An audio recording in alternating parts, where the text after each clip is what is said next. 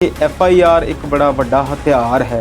किसी के भी खिलाफ तुसीं FIR दर्ज करते हैं तो जिस अहुदे तक जिस लैवल तक ये वड्डे बंदे पहुँचे ने, इन्हों किसी भी बंदे नूं खड़ा करना या FIR दर्ज करना कोई वड्डी गल नहीं हुंदी। फिर एक दौर आउंदा आ राज सभा की मैंबरशिप नूं लैके ते गुप्ता भरावां नूं राज सभा दी सीटां मिल जांदियां, संजय सिंह नूं मिल जांदी आ ते कुमार विश्वास नूं जिहड़ी सीट आ वो नहीं मिलती। इहदे बारे कोई पुष्टि नहीं है, पर यह गल बिल्कुल साफ साफ सारे स्रोत सारे सूत्र सारियां ही अखबारां ये गल करदियां ने कि कुमार विश्वास इत्थों इसे करके परे होए। जिस दिन तो इन्हां दी आपस दे विच तोड़ विछोड़ा हो जाता है, पार्टी तो बाहर जाते हैं, उस दिन तो बाद ये बहुत खास एक लकीर खिंच के हर गल दे उत्ते अरविंद केजरीवाल के खिलाफ बोलते हैं। भगवंत मान नूं उन्होंने टैग करके कहा कि तुसीं जिस व्यक्ति नूं पंजाब की ताकत दे रहे हैं वो तुहानूं डिच करेगा, तुहानूं धोखा देवेगा। अरविंद केजरीवाल ने मैनूं कहा सीगा कि जे मैनूं सत्ता ना मिली तो मैं देश नूं तोड़ के इस पंजाब नूं एक वखरा सूबा बना के तो उत्थों दा प्रधानमंत्री बनांगा। ते एक थाणे दे विच एक FIR दर्ज की गई है कुछ लोगों वालों, तो कहा गया कि जदों वो आम आदमी पार्टी का चोण प्रचार करते सी ते कुमार विश्वास के उस बयान तो लैके सानू आम आदमी पार्टी के वर्करां नूं कुछ लोगों ने खालिस्तानी कहा। सिद्धू साहब उन्हां दे नाल ते जरूर खड़नगे, पर सिद्धू साहब ने यह नहीं दस्सिया कि वो चन्नी के भाणजे दे नाल भी खड़े हैं कि नहीं खड़े। कि लोगों की जिहड़ी यादाश्त है वो बहुत कमज़ोर है, पर लोगों की यादाश्त कमज़ोर जरूर है, पर इन्नी कमज़ोर नहीं। जेकर बहुत कमज़ोर होंदी तो सत्ता दे विच परिवर्तन जिहड़ा वो नहीं सी होना। बुलडोज़र चाचा, बुलडोज़र बाबा, बुलडोज़र मामा, ये नवीं अदालतां तुसीं कह सकते हैं बन गई भारत दे विच। तो मध्य प्रदेश के प्रशासन ने सफाई दी कि ये जिहड़ी बुलडोज़र की कार्रवाई आ वो उस दंगे नाल जोड़ के ना देखी जाए। ये तो अतिक्रमण होया सी, जिहड़ी कब्जे होए सी तो उन्होंने ढाउण नूं लैके कीती। बाद में ये गल्लां सामने आईयां कि सिर्फ एक खास फिरके नाल जुड़े हुए लोगों के घर ही ढाए। कल तो फिर सोशल मीडिया के उत्ते बहुत सारी चीज़ां साडे सामने आउंदियां ने। कई लोगों ने इस गल की भी मांग की है कि क्यों ना इस बुलडोज़र नूं जिन्ने केस चलते हैं वड्डे वड्डे लीडरां दे उत्ते उन्हां दे घरां दे उत्ते चलाया जाए। तो लखीमपुर खीरी वाली घटना नाल भी उन्होंने जोड़ के देखा कि क्यों ना गृह राज मंत्री के घर से भी बुलडोज़र चला दिता जाए। बीबी अंबिका सोनी का वो जिक्र करते हैं कि उन्होंने हिंदू मुख मंत्री नूं ना लियाउण की गल की, तो बीबी अंबिका सोनी का हाईकमांड के ज़्यादा नेड़े होना, उस तो बाद चर्चा दे विच 1 2 3 नाम होर आ जाने तो गल जिहड़ी आ वो चन्नी दे पासे आ जानी।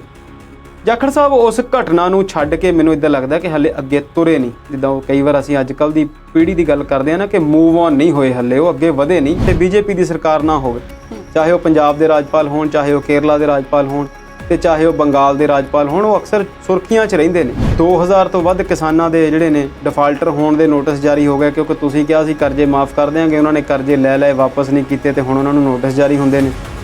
रेता नूं लैके जो तुसीं कीता, बिजली नूं लैके जो तुसीं कीता, ट्रांसपोर्ट नूं लैके जो तुसीं कीता, अखीरले 3 महीने छड्ड दिओ ते जिन्ने क वादे तुसीं पूरे कीते सी इन्ने क जे वो कर जाणगे ते उन्हां दा भी यही हाल होना जो तुहाडा होया। जेकर कांग्रेस अपने आप नूं लोकां दे विच रखना चाहुंदी है तो उन्होंने बहुत ज़्यादा मेहनत बहुत ज़्यादा काम करना पवेगा।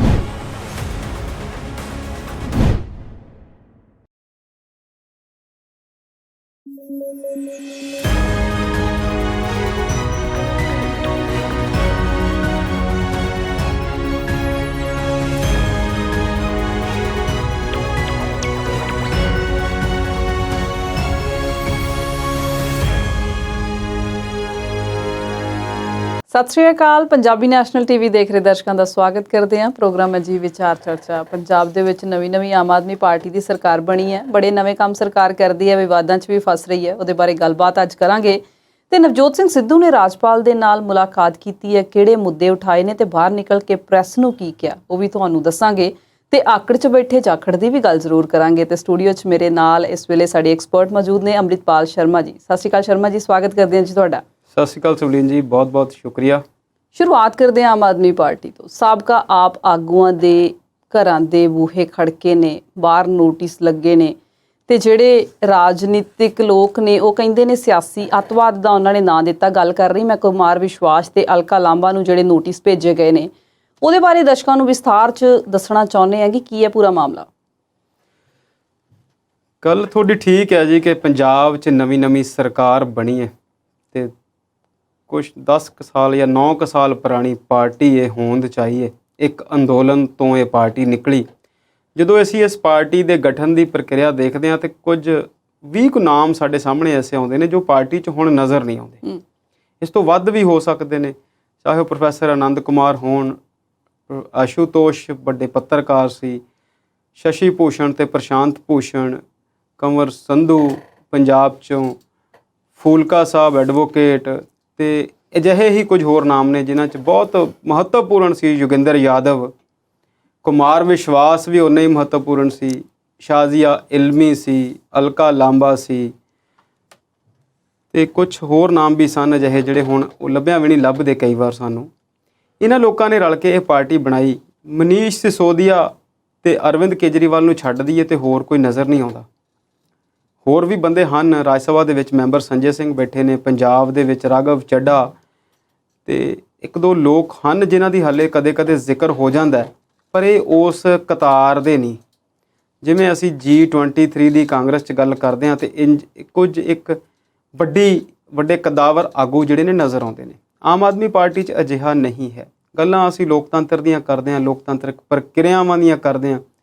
ਇਹ ਪਾਰਟੀ ਦੇ ਅੰਦਰ ਵੀ ਸੰਵਿਧਾਨ ਦੀ ਗੱਲ ਕਰਦੇ ਸੀ, ਲੋਕ ਰਾਜ ਦੀ ਗੱਲ ਕਰਦੇ ਸੀ, ਲੋਕਾਂ ਦੀ ਰਾਏ ਲੈ ਕੇ ਹਰ ਗੱਲ ਕਰਿਆ ਕਰਾਂਗੇ। ਮੁਹੱਲਿਆਂ ਦਾ ਸੰਵਿਧਾਨ ਬਣਾਉਣ ਦੀ ਗੱਲ ਕਰਦੇ ਸੀ, ਮੁਹੱਲਿਆਂ ਦੀਆਂ ਲੋੜਾਂ ਨੂੰ ਦੇਖ ਕੇ ਹਰ ਮੁਹੱਲੇ ਦਾ, ਹਰ ਵਾਰਡ ਦਾ, ਹਰ ਜਿਹੜਾ ਇਹਨਾਂ ਦਾ ਵਿਧਾਨ ਸਭਾ ਹਲਕਾ ਦਿੱਲੀ ਦਾ, ਉੱਥੇ ਦੀਆਂ ਗੱਲਾਂ ਹੁੰਦੀਆਂ ਸੀ। ਬਜਟ ਕਮੇਟੀਆਂ ਬਣਨ ਦੀ ਗੱਲ ਹੁੰਦੀ ਸੀ। ਪਰ ਜਦੋਂ ਸਾਨੂੰ ਫਿਰ ਇੱਕ ਕਿਸੇ ਦਾਰਸ਼ਨਿਕ ਦੀ ਕਹੀ ਗੱਲ ਯਾਦ ਆਉਂਦੀ ਹੈ ਸਵਲੀਨ ਜੀ, ਕਿ ਸੱਤਾ ਦਾ ਜਿਹੜਾ ਹੈਗਾ ਆ ਧੁਰਾ ਉਹ ਇੱਕ ਬੰਦੇ ਕੋਲ ਹੀ ਹੁੰਦਾ, ਚਾਹੇ ਉਹ ਰਾਜਾਸ਼ਾਹੀ ਹੋਵੇ, ਚਾਹੇ ਉਹ ਲੋਕਤੰਤਰ ਹੋਵੇ ਤੇ ਚਾਹੇ ਉਹ ਪ੍ਰੈਜ਼ੀਡੈਂਸ਼ੀਅਲ ਫਾਰਮ ਆਫ ਗਵਰਨਮੈਂਟ ਹੋਵੇ। ਇੱਥੇ ਵੀ ਘੱਟ ਜਾਂ ਵੱਧ ਅਜਿਹਾ ਹੀ ਨਜ਼ਰ ਆਉਂਦਾ। ਤੁਸੀਂ ਜਿਹੜੀ ਗੱਲ ਕੀਤੀ ਕਿ ਸਰਕਾਰ ਪੰਜਾਬ 'ਚ ਨਵੀਂ ਬਣੀ ਆ, ਇਹ ਗੱਲ ਬਿਲਕੁਲ ਠੀਕ ਹੈ, ਕਿਉਂਕਿ ਅਰਵਿੰਦ ਕੇਜਰੀਵਾਲ ਦੀ ਲੀਡਿੰਗ ਦੇ ਵਿੱਚ ਜਿਹੜੀ ਦਿੱਲੀ 'ਚ ਸਰਕਾਰ ਚੱਲ ਰਹੀ ਆ, ਉਹ ਅਕਸਰ ਇਸੇ ਗੱਲ ਦਾ ਰੌਲਾ ਪਾਉਂਦੇ ਨੇ, ਅਕਸਰ ਉਹ ਇਸੇ ਗੱਲ ਦੀ ਸ਼ਿਕਾਇਤ ਕਰਦੇ ਨੇ ਕਿ ਦਿੱਲੀ ਜਿਹੜਾ ਆ ਪੂਰਾ ਸੂਬਾ ਨਹੀਂ ਹੈਗਾ। ਉੱਥੇ ਜਿਹੜੀ ਪੁਲਿਸ ਪ੍ਰਸ਼ਾਸਨ ਹੈ ਜਾਂ ਜਿਹੜੀਆਂ ਲਾਅ ਐਂਡ ਆਰਡਰ ਨੂੰ ਮੇਨਟੇਨ ਕਰਨ ਵਾਲੀਆਂ ਤਾਕਤਾਂ ਨੇ, ਉਹ ਕੇਂਦਰ ਸਰਕਾਰ ਦੇ ਹੱਥ ਵਿੱਚ ਨੇ। ਜਿਹੜਾ ਤਾਜ਼ਾ ਮਸਲਾ ਤੁਹਾਡੇ ਸਾਹਮਣੇ ਰੱਖਿਆ ਹੈ ਉਹ ਹੈ ਕੁਮਾਰ ਵਿਸ਼ਵਾਸ ਤੇ ਅਲਕਾ ਲਾਂਬਾ ਨੂੰ ਜਿਹੜੇ ਕੁਝ ਪੰਜਾਬ ਪੁਲਿਸ ਨੇ ਨੋਟਿਸ ਦਿੱਤੇ ਨੇ। ਫਿਰ ਇੱਦਾਂ ਲੱਗਦਾ ਹੈ ਕਿ ਆਮ ਆਦਮੀ ਪਾਰਟੀ ਨੂੰ ਸੱਤਾ ਜਿਹੜੀ ਆ ਉਹ ਮਿਲ ਗਈ। ਸੱਤਾ ਇਨ ਦਾ ਫਾਰਮ ਆਫ ਕਿ ਪੰਜਾਬ ਦੇ ਵਿੱਚ ਉਹਨਾਂ ਦੀ ਸਰਕਾਰ ਹੈ ਤੇ ਹੁਣ ਪੰਜਾਬ ਦੀ ਪੁਲਿਸ ਜਿਹੜੀ ਆ ਉਹਨਾਂ ਦੇ ਕੋਲ ਹੈ। ਤੇ ਅਸੀਂ ਜਾਣਦੇ ਹਾਂ ਕਿ FIR ਇੱਕ ਬੜਾ ਵੱਡਾ ਹਥਿਆਰ ਹੈ।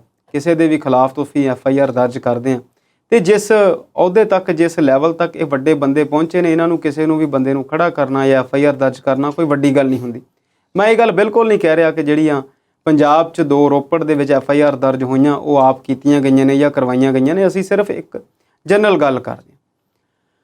ਜਦੋਂ ਅਸੀਂ ਇਸ ਦੇ ਸਵਾਲ ਤੋਂ ਪਹਿਲਾਂ ਅਲਕਾ ਲਾਂਬਾ ਤੇ ਕੁਮਾਰ ਵਿਸ਼ਵਾਸ ਦੀ ਗੱਲ ਕਰਦੇ ਹਾਂ, ਤੇ ਕੁਮਾਰ ਵਿਸ਼ਵਾਸ 50-52 ਸਾਲ ਦੇ ਭਾਰਤ ਦੇ ਸਭ ਤੋਂ ਮਸ਼ਹੂਰ ਹਿੰਦੀ ਦੇ ਕਵੀ ਨੇ। ਬਹੁਤ ਸਾਰੀਆਂ ਕਵਿਤਾਵਾਂ ਉਹਨਾਂ ਨੇ ਲਿਖੀਆਂ, ਬਹੁਤ ਸਾਰੀਆਂ ਕਿਤਾਬਾਂ ਉਹਨਾਂ ਦੀਆਂ ਛਪੀਆਂ ਤੇ ਉਹ ਅਕਸਰ ਕਹਿੰਦੇ ਨੇ ਕਿ ਮੇਰੇ ਨਾਲੋਂ ਚੰਗੇ ਲਿਖਣ ਵਾਲੇ ਬਹੁਤ ਸਾਰੇ ਕਵੀ ਭਾਰਤ ਵਿੱਚ ਮੌਜੂਦ ਹਨ, ਪਰ ਮੇਰੇ ਨਾਲੋਂ ਮਹਿੰਗਾ ਵਿਕਣ ਵਾਲਾ ਕੋਈ ਕਵੀ ਨਹੀਂ। ਉਹ ਇੱਕਮਾਤਰ ਜਾਂ ਕੁਝ ਕੁ ਅਜਿਹੇ ਕਵੀਆਂ 'ਚੋਂ ਹਨ ਜਿਹੜੇ ਸਾਰੀ ਦੁਨੀਆ ਦੇ ਵਿੱਚ ਥਾਂ-ਥਾਂ ਜਾ ਕੇ, ਵੱਡੇ ਸੰਮੇਲਨਾਂ 'ਚ ਜਾ ਕੇ ਹਿੰਦੀ ਦੀਆਂ ਕਵਿਤਾਵਾਂ ਦਾ ਪਾਠ ਜਿਹੜੇ ਆ ਉਹ ਕਰ ਆਏ ਨੇ। ਤੇ ਸ਼ਾਇਦ ਹੀ ਕੋਈ ਪੰਜਾਬੀ ਜਾਂ ਸ਼ਾਇਦ ਹੀ ਕੋਈ ਹਿੰਦੁਸਤਾਨੀ ਹੋਵੇ ਜਿਹਨੇ ਉਹਨਾਂ ਦੀਆਂ ਕਵਿਤਾਵਾਂ ਨਾ ਸੁਣੀਆਂ ਹੋਣ।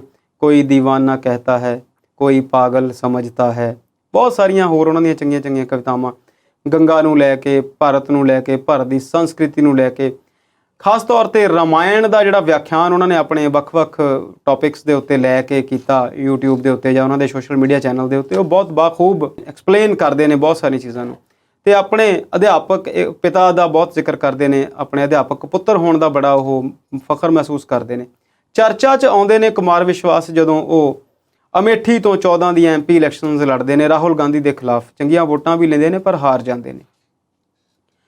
ਦਿੱਲੀ ਦੇ ਵਿੱਚ ਜਦੋਂ ਪਹਿਲੀ ਵਾਰੀ ਆਮ ਆਦਮੀ ਪਾਰਟੀ ਦੀ ਸਰਕਾਰ ਬਣਦੀ ਹੈ ਤੇ ਕੇਜਰੀਵਾਲ ਦੇ ਨਾਲ ਬਿਲਕੁਲ ਸਭ ਤੋਂ ਨੇੜਲੇ ਜਿਹੜੇ ਵਿਅਕਤੀ ਖੜੇ ਹੁੰਦੇ ਨੇ ਤੇ ਉਹ ਉਹਨਾਂ ਦੇ ਵਿੱਚ ਸ਼ਾਮਿਲ ਹੁੰਦੇ ਨੇ। ਤੇ ਉਹ ਅਕਸਰ ਇੱਦਾਂ ਲੱਗਦਾ ਸੀਗਾ ਕਿ ਅਰਵਿੰਦ ਕੇਜਰੀਵਾਲ ਦੇ ਬਹੁਤ ਜਿਹੜਾ ਇਨਰ ਸਰਕਲ ਆ ਉਹਦੇ ਵਿੱਚ ਨੇ। ਤੇ ਉਹ ਆਪ ਵੀ ਕਈ ਇੰਟਰਵਿਊਜ਼ ਵਿੱਚ ਇਹ ਜ਼ਿਕਰ ਕਰਦੇ ਨੇ ਕਿ ਅਰਵਿੰਦ ਕੇਜਰੀਵਾਲ ਨੂੰ ਅਰਵਿੰਦ ਕਹਿ ਕੇ ਬੁਲਾਉਣ ਵਾਲੇ ਜਿਹੜੇ ਘੱਟ ਬੰਦੇ ਸੀ ਤੇ ਮੈਂ ਉਹਨਾਂ ਵਿੱਚ ਸ਼ੁਮਾਰ ਸੀ।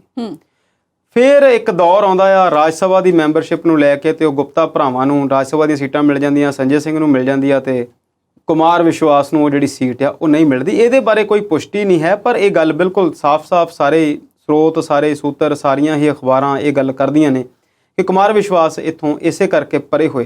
ਹਾਲਾਂਕਿ ਉਹ ਆਪ ਇਸ ਗੱਲ ਦਾ ਖੰਡਨ ਕਰਦੇ ਨੇ। ਉਹ ਕਹਿੰਦੇ ਨੇ ਕਿ ਮੈਨੂੰ ਅਹੁਦਿਆਂ ਦੀ ਕੋਈ ਲੋੜ ਨਹੀਂ, ਮੇਰੇ ਲਈ BJP, ਕਾਂਗਰਸ ਸਮੇਤ ਸਾਰੇ ਭਾਰਤ ਦੀਆਂ ਪਾਰਟੀਆਂ ਮੈਨੂੰ ਮੇਰੀ ਪ੍ਰਸਿੱਧੀ ਕਰਕੇ, ਮੇਰੇ ਕਵੀ ਹੋਣ ਕਰਕੇ ਮੈਨੂੰ ਵੱਖ-ਵੱਖ ਸੀਟਾਂ ਦੇ ਰਹੇ ਸੀ। ਉਹ ਨਰਿੰਦਰ ਮੋਦੀ ਨੂੰ ਆਪਣਾ ਦੋਸਤ ਦੱਸਦੇ ਨੇ। ਸ਼ਰਮਾ ਜੀ, ਮੈਂ ਇੱਥੇ ਤੁਹਾਨੂੰ ਮਾੜਾ ਜਿਹਾ ਰੋਕਣਾ ਚਾਹੂੰਗੀ। ਕੁਮਾਰ ਵਿਸ਼ਵਾਸ ਨੇ ਇਹ ਵੀ ਕਿਹਾ ਕਿ ਭਗਵੰਤ ਮਾਨ ਨੂੰ ਆਮ ਆਦਮੀ ਪਾਰਟੀ 'ਚ ਮੈਂ ਲੈ ਕੇ ਆਇਆ, ਤੇ ਇਹ ਵੀ ਇਹਨੂੰ ਕਿਹਾ ਸੀ ਕਿ ਕੇਜਰੀਵਾਲ ਤੋਂ ਸਾਵਧਾਨ ਰਹੀ। ਬਿਲਕੁਲ ਤੁਹਾਡੀ ਗੱਲ ਠੀਕ ਹੈ ਜੀ। ਕੱਲ ਉਹਨਾਂ ਨੇ ਜਿਹੜਾ ਟਵੀਟ ਕੀਤਾ ਉਹਦੇ 'ਚ ਉਹਨਾਂ ਨੇ ਇਹੀ ਗੱਲ ਕਹੀ ਹੈ ਕਿ ਭਗਵੰਤ ਮਾਨ ਨੂੰ ਆਮ ਆਦਮੀ ਪਾਰਟੀ ਮੈਂ ਹੀ ਜੁਆਇਨ ਕਰਵਾਈ ਸੀ। ਹੋ ਸਕਦਾ ਹੈ, ਇਹਦੇ 'ਚ ਕੋਈ ਵੱਡੀ ਗੱਲ ਨਹੀਂ। ਜਿਹੜੀ ਤੁਸੀਂ ਉਹ ਗੱਲ ਕਹੀ ਨਾ, ਮੈਂ ਉਸੇ ਗੱਲ ਤੇ ਬੜੀ ਛੇਤੀ ਆ ਰਿਹਾ ਸੀ ਕਿ ਜਦੋਂ ਉਹ ਉਸ ਪਾਰਟੀ ਤੋਂ ਵੱਖਰੇ ਹੋ ਗਏ, ਫਿਰ ਅਸੀਂ ਆਮ ਤੌਰ ਤੇ ਦੇਖਦੇ ਹਾਂ ਕਿ ਉਹ ਪੰਜਾਬੀ ਦੇ ਵਿੱਚ ਗੀਤ ਵੀ ਆ ਕਿ ਜਿੰਨੀ ਦੇਰ ਤੇ ਬਣੀ ਆ ਉਨੀ ਦੇਰ ਤੇ ਬਹੁਤ ਚੰਗੀ ਆ, ਤੇ ਜਦੋਂ ਵਿਗੜ ਜਾਂਦੀ ਆ ਫਿਰ ਅਸੀਂ ਉਹ ਨਗੋਚਾ ਕੱਢਦੇ ਆ, ਅਸੀਂ ਫਿਰ ਉਹ ਚਗਾਠ ਵੀ ਪੱਟਦੇ ਆ, ਤੇ ਪਹਿਲਾਂ ਜਿਹੜੇ ਤਖਤੇ ਲਵਾਏ ਹੁੰਦੇ ਉਹ ਤੇ ਪੱਟਣੇ ਹੀ ਹੁੰਦੇ ਨੇ। ਉਸ ਤੋਂ ਬਾਅਦ ਫਰੋਮ ਦਾ ਡੇ ਜਿਸ ਦਿਨ ਤੋਂ ਇਹਨਾਂ ਦੀ ਆਪਸ ਦੇ ਵਿੱਚ ਤੋੜ ਵਿਛੋੜਾ ਹੋ ਜਾਂਦਾ ਹੈ, ਪਾਰਟੀ ਤੋਂ ਬਾਹਰ ਜਾਂਦੇ ਨੇ, ਉਸ ਦਿਨ ਤੋਂ ਬਾਅਦ ਇਹ ਬਹੁਤ ਖਾਸ ਇੱਕ ਲਕੀਰ ਖਿੱਚ ਕੇ ਤੇ ਹਰ ਗੱਲ ਦੇ ਉੱਤੇ ਅਰਵਿੰਦ ਕੇਜਰੀਵਾਲ ਦੇ ਖਿਲਾਫ ਬੋਲਦੇ ਨੇ। ਮਰਿਆਦਾ ਤੋਂ ਹਲਕੀਆਂ ਗੱਲਾਂ ਵੀ ਕਰਦੇ ਨੇ, ਉਹਦੇ ਕੱਦ ਕਰਕੇ ਉਹਨੂੰ ਬੌਣਾ ਆਦਮੀ ਵੀ ਦੱਸਦੇ ਨੇ, ਠਿਗਣਾ ਵੀ ਦੱਸਦੇ ਨੇ, ਹੋਰ ਬਹੁਤ ਸਾਰੀਆਂ ਚੀਜ਼ਾਂ ਜਿਹੀਆਂ ਕਰਦੇ ਨੇ। ਕੱਲ ਵੀ ਉਹਨਾਂ ਨੇ ਜਿਹੜਾ ਟਵੀਟ ਕੀਤਾ ਉਹ ਇਹੋ ਜਿਹਾ ਹੀ ਸੀ ਕਿ ਭਗਵੰਤ ਮਾਨ ਨੂੰ ਉਹਨਾਂ ਨੇ ਟੈਗ ਕਰਕੇ ਕਿਹਾ ਕਿ ਤੁਸੀਂ ਜਿਸ ਵਿਅਕਤੀ ਨੂੰ ਪੰਜਾਬ ਦੀ ਤਾਕਤ ਦੇ ਰਹੇ ਆ ਉਹ ਤੁਹਾਨੂੰ ਡਿਚ ਕਰੇਗਾ, ਤੁਹਾਨੂੰ ਧੋਖਾ ਦੇਵੇਗਾ, ਇਹ ਕਰੇਗਾ, ਉਹ ਕਰੇਗਾ। ਅਲਕਾ ਲਾਂਬਾ ਦਾ ਵੀ ਅਜਿਹਾ ਹੀ ਮਸਲਾ ਹੈ। ਉਹ ਵੀ ਆਮ ਆਦਮੀ ਪਾਰਟੀ ਦੇ ਲੀਡਰ ਸੀ, ਉਹਨਾਂ ਨੇ ਪਾਰਟੀ ਛੱਡ ਕੇ ਕਾਂਗਰਸ ਜੁਆਇਨ ਕਰ ਲਈ ਸੀ। ਉਹਨਾਂ ਨੂੰ ਵੀ ਇੱਕ ਨੋਟਿਸ ਦਿੱਤਾ ਗਿਆ।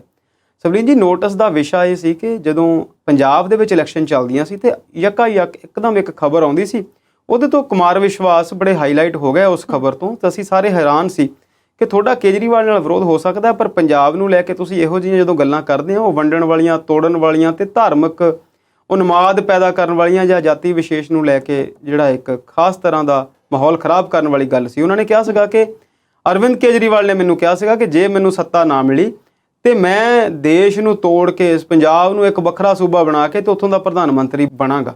ਉਹ ਜਿਹੜੀ ਗੱਲ ਸੀ ਉਹ ਕਿਸੇ ਨੂੰ ਵੀ ਹਜਮ ਨਹੀਂ ਹੋਈ ਸੀ। ਜੇ ਦਰਸ਼ਕਾਂ ਨੂੰ ਯਾਦ ਆ ਕਿ ਅਸੀਂ ਵੀ ਆਪਣੇ ਪ੍ਰੋਗਰਾਮ 'ਚ ਉਸ ਦਿਨ ਇਲੈਕਸ਼ਨ ਦੇ ਦੌਰਾਨ ਉਸ ਪ੍ਰੋਗਰਾਮ ਦਾ ਜ਼ਿਕਰ ਜਿਹੜਾ ਕੀਤਾ ਸੀ।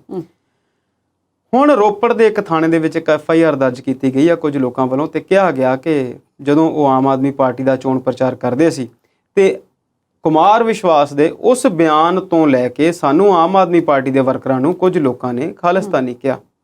ਇਸੇ FIR ਦੀ ਕਾਪੀ ਲੈ ਕੇ ਰੋਪੜ ਦੀ ਪੰਜਾਬ ਪੁਲਿਸ ਜਿਹੜੀ ਆ ਉਹ ਉੱਥੇ ਗਈ ਤੇ ਉਹਨਾਂ ਨੂੰ ਉਹ ਨੋਟਿਸ ਦੇ ਕੇ ਆਈ, ਤੇ ਉਸ ਤੋਂ ਬਾਅਦ ਜਿਹੜੀ ਰਾਜਨੀਤੀ ਆ ਉਹ ਸ਼ੁਰੂ ਹੋਈ ਤੇ ਰਾਜਨੀਤੀ ਜਿਹੜੀ ਆ ਉਹ ਚੱਲ ਰਹੀ ਆ।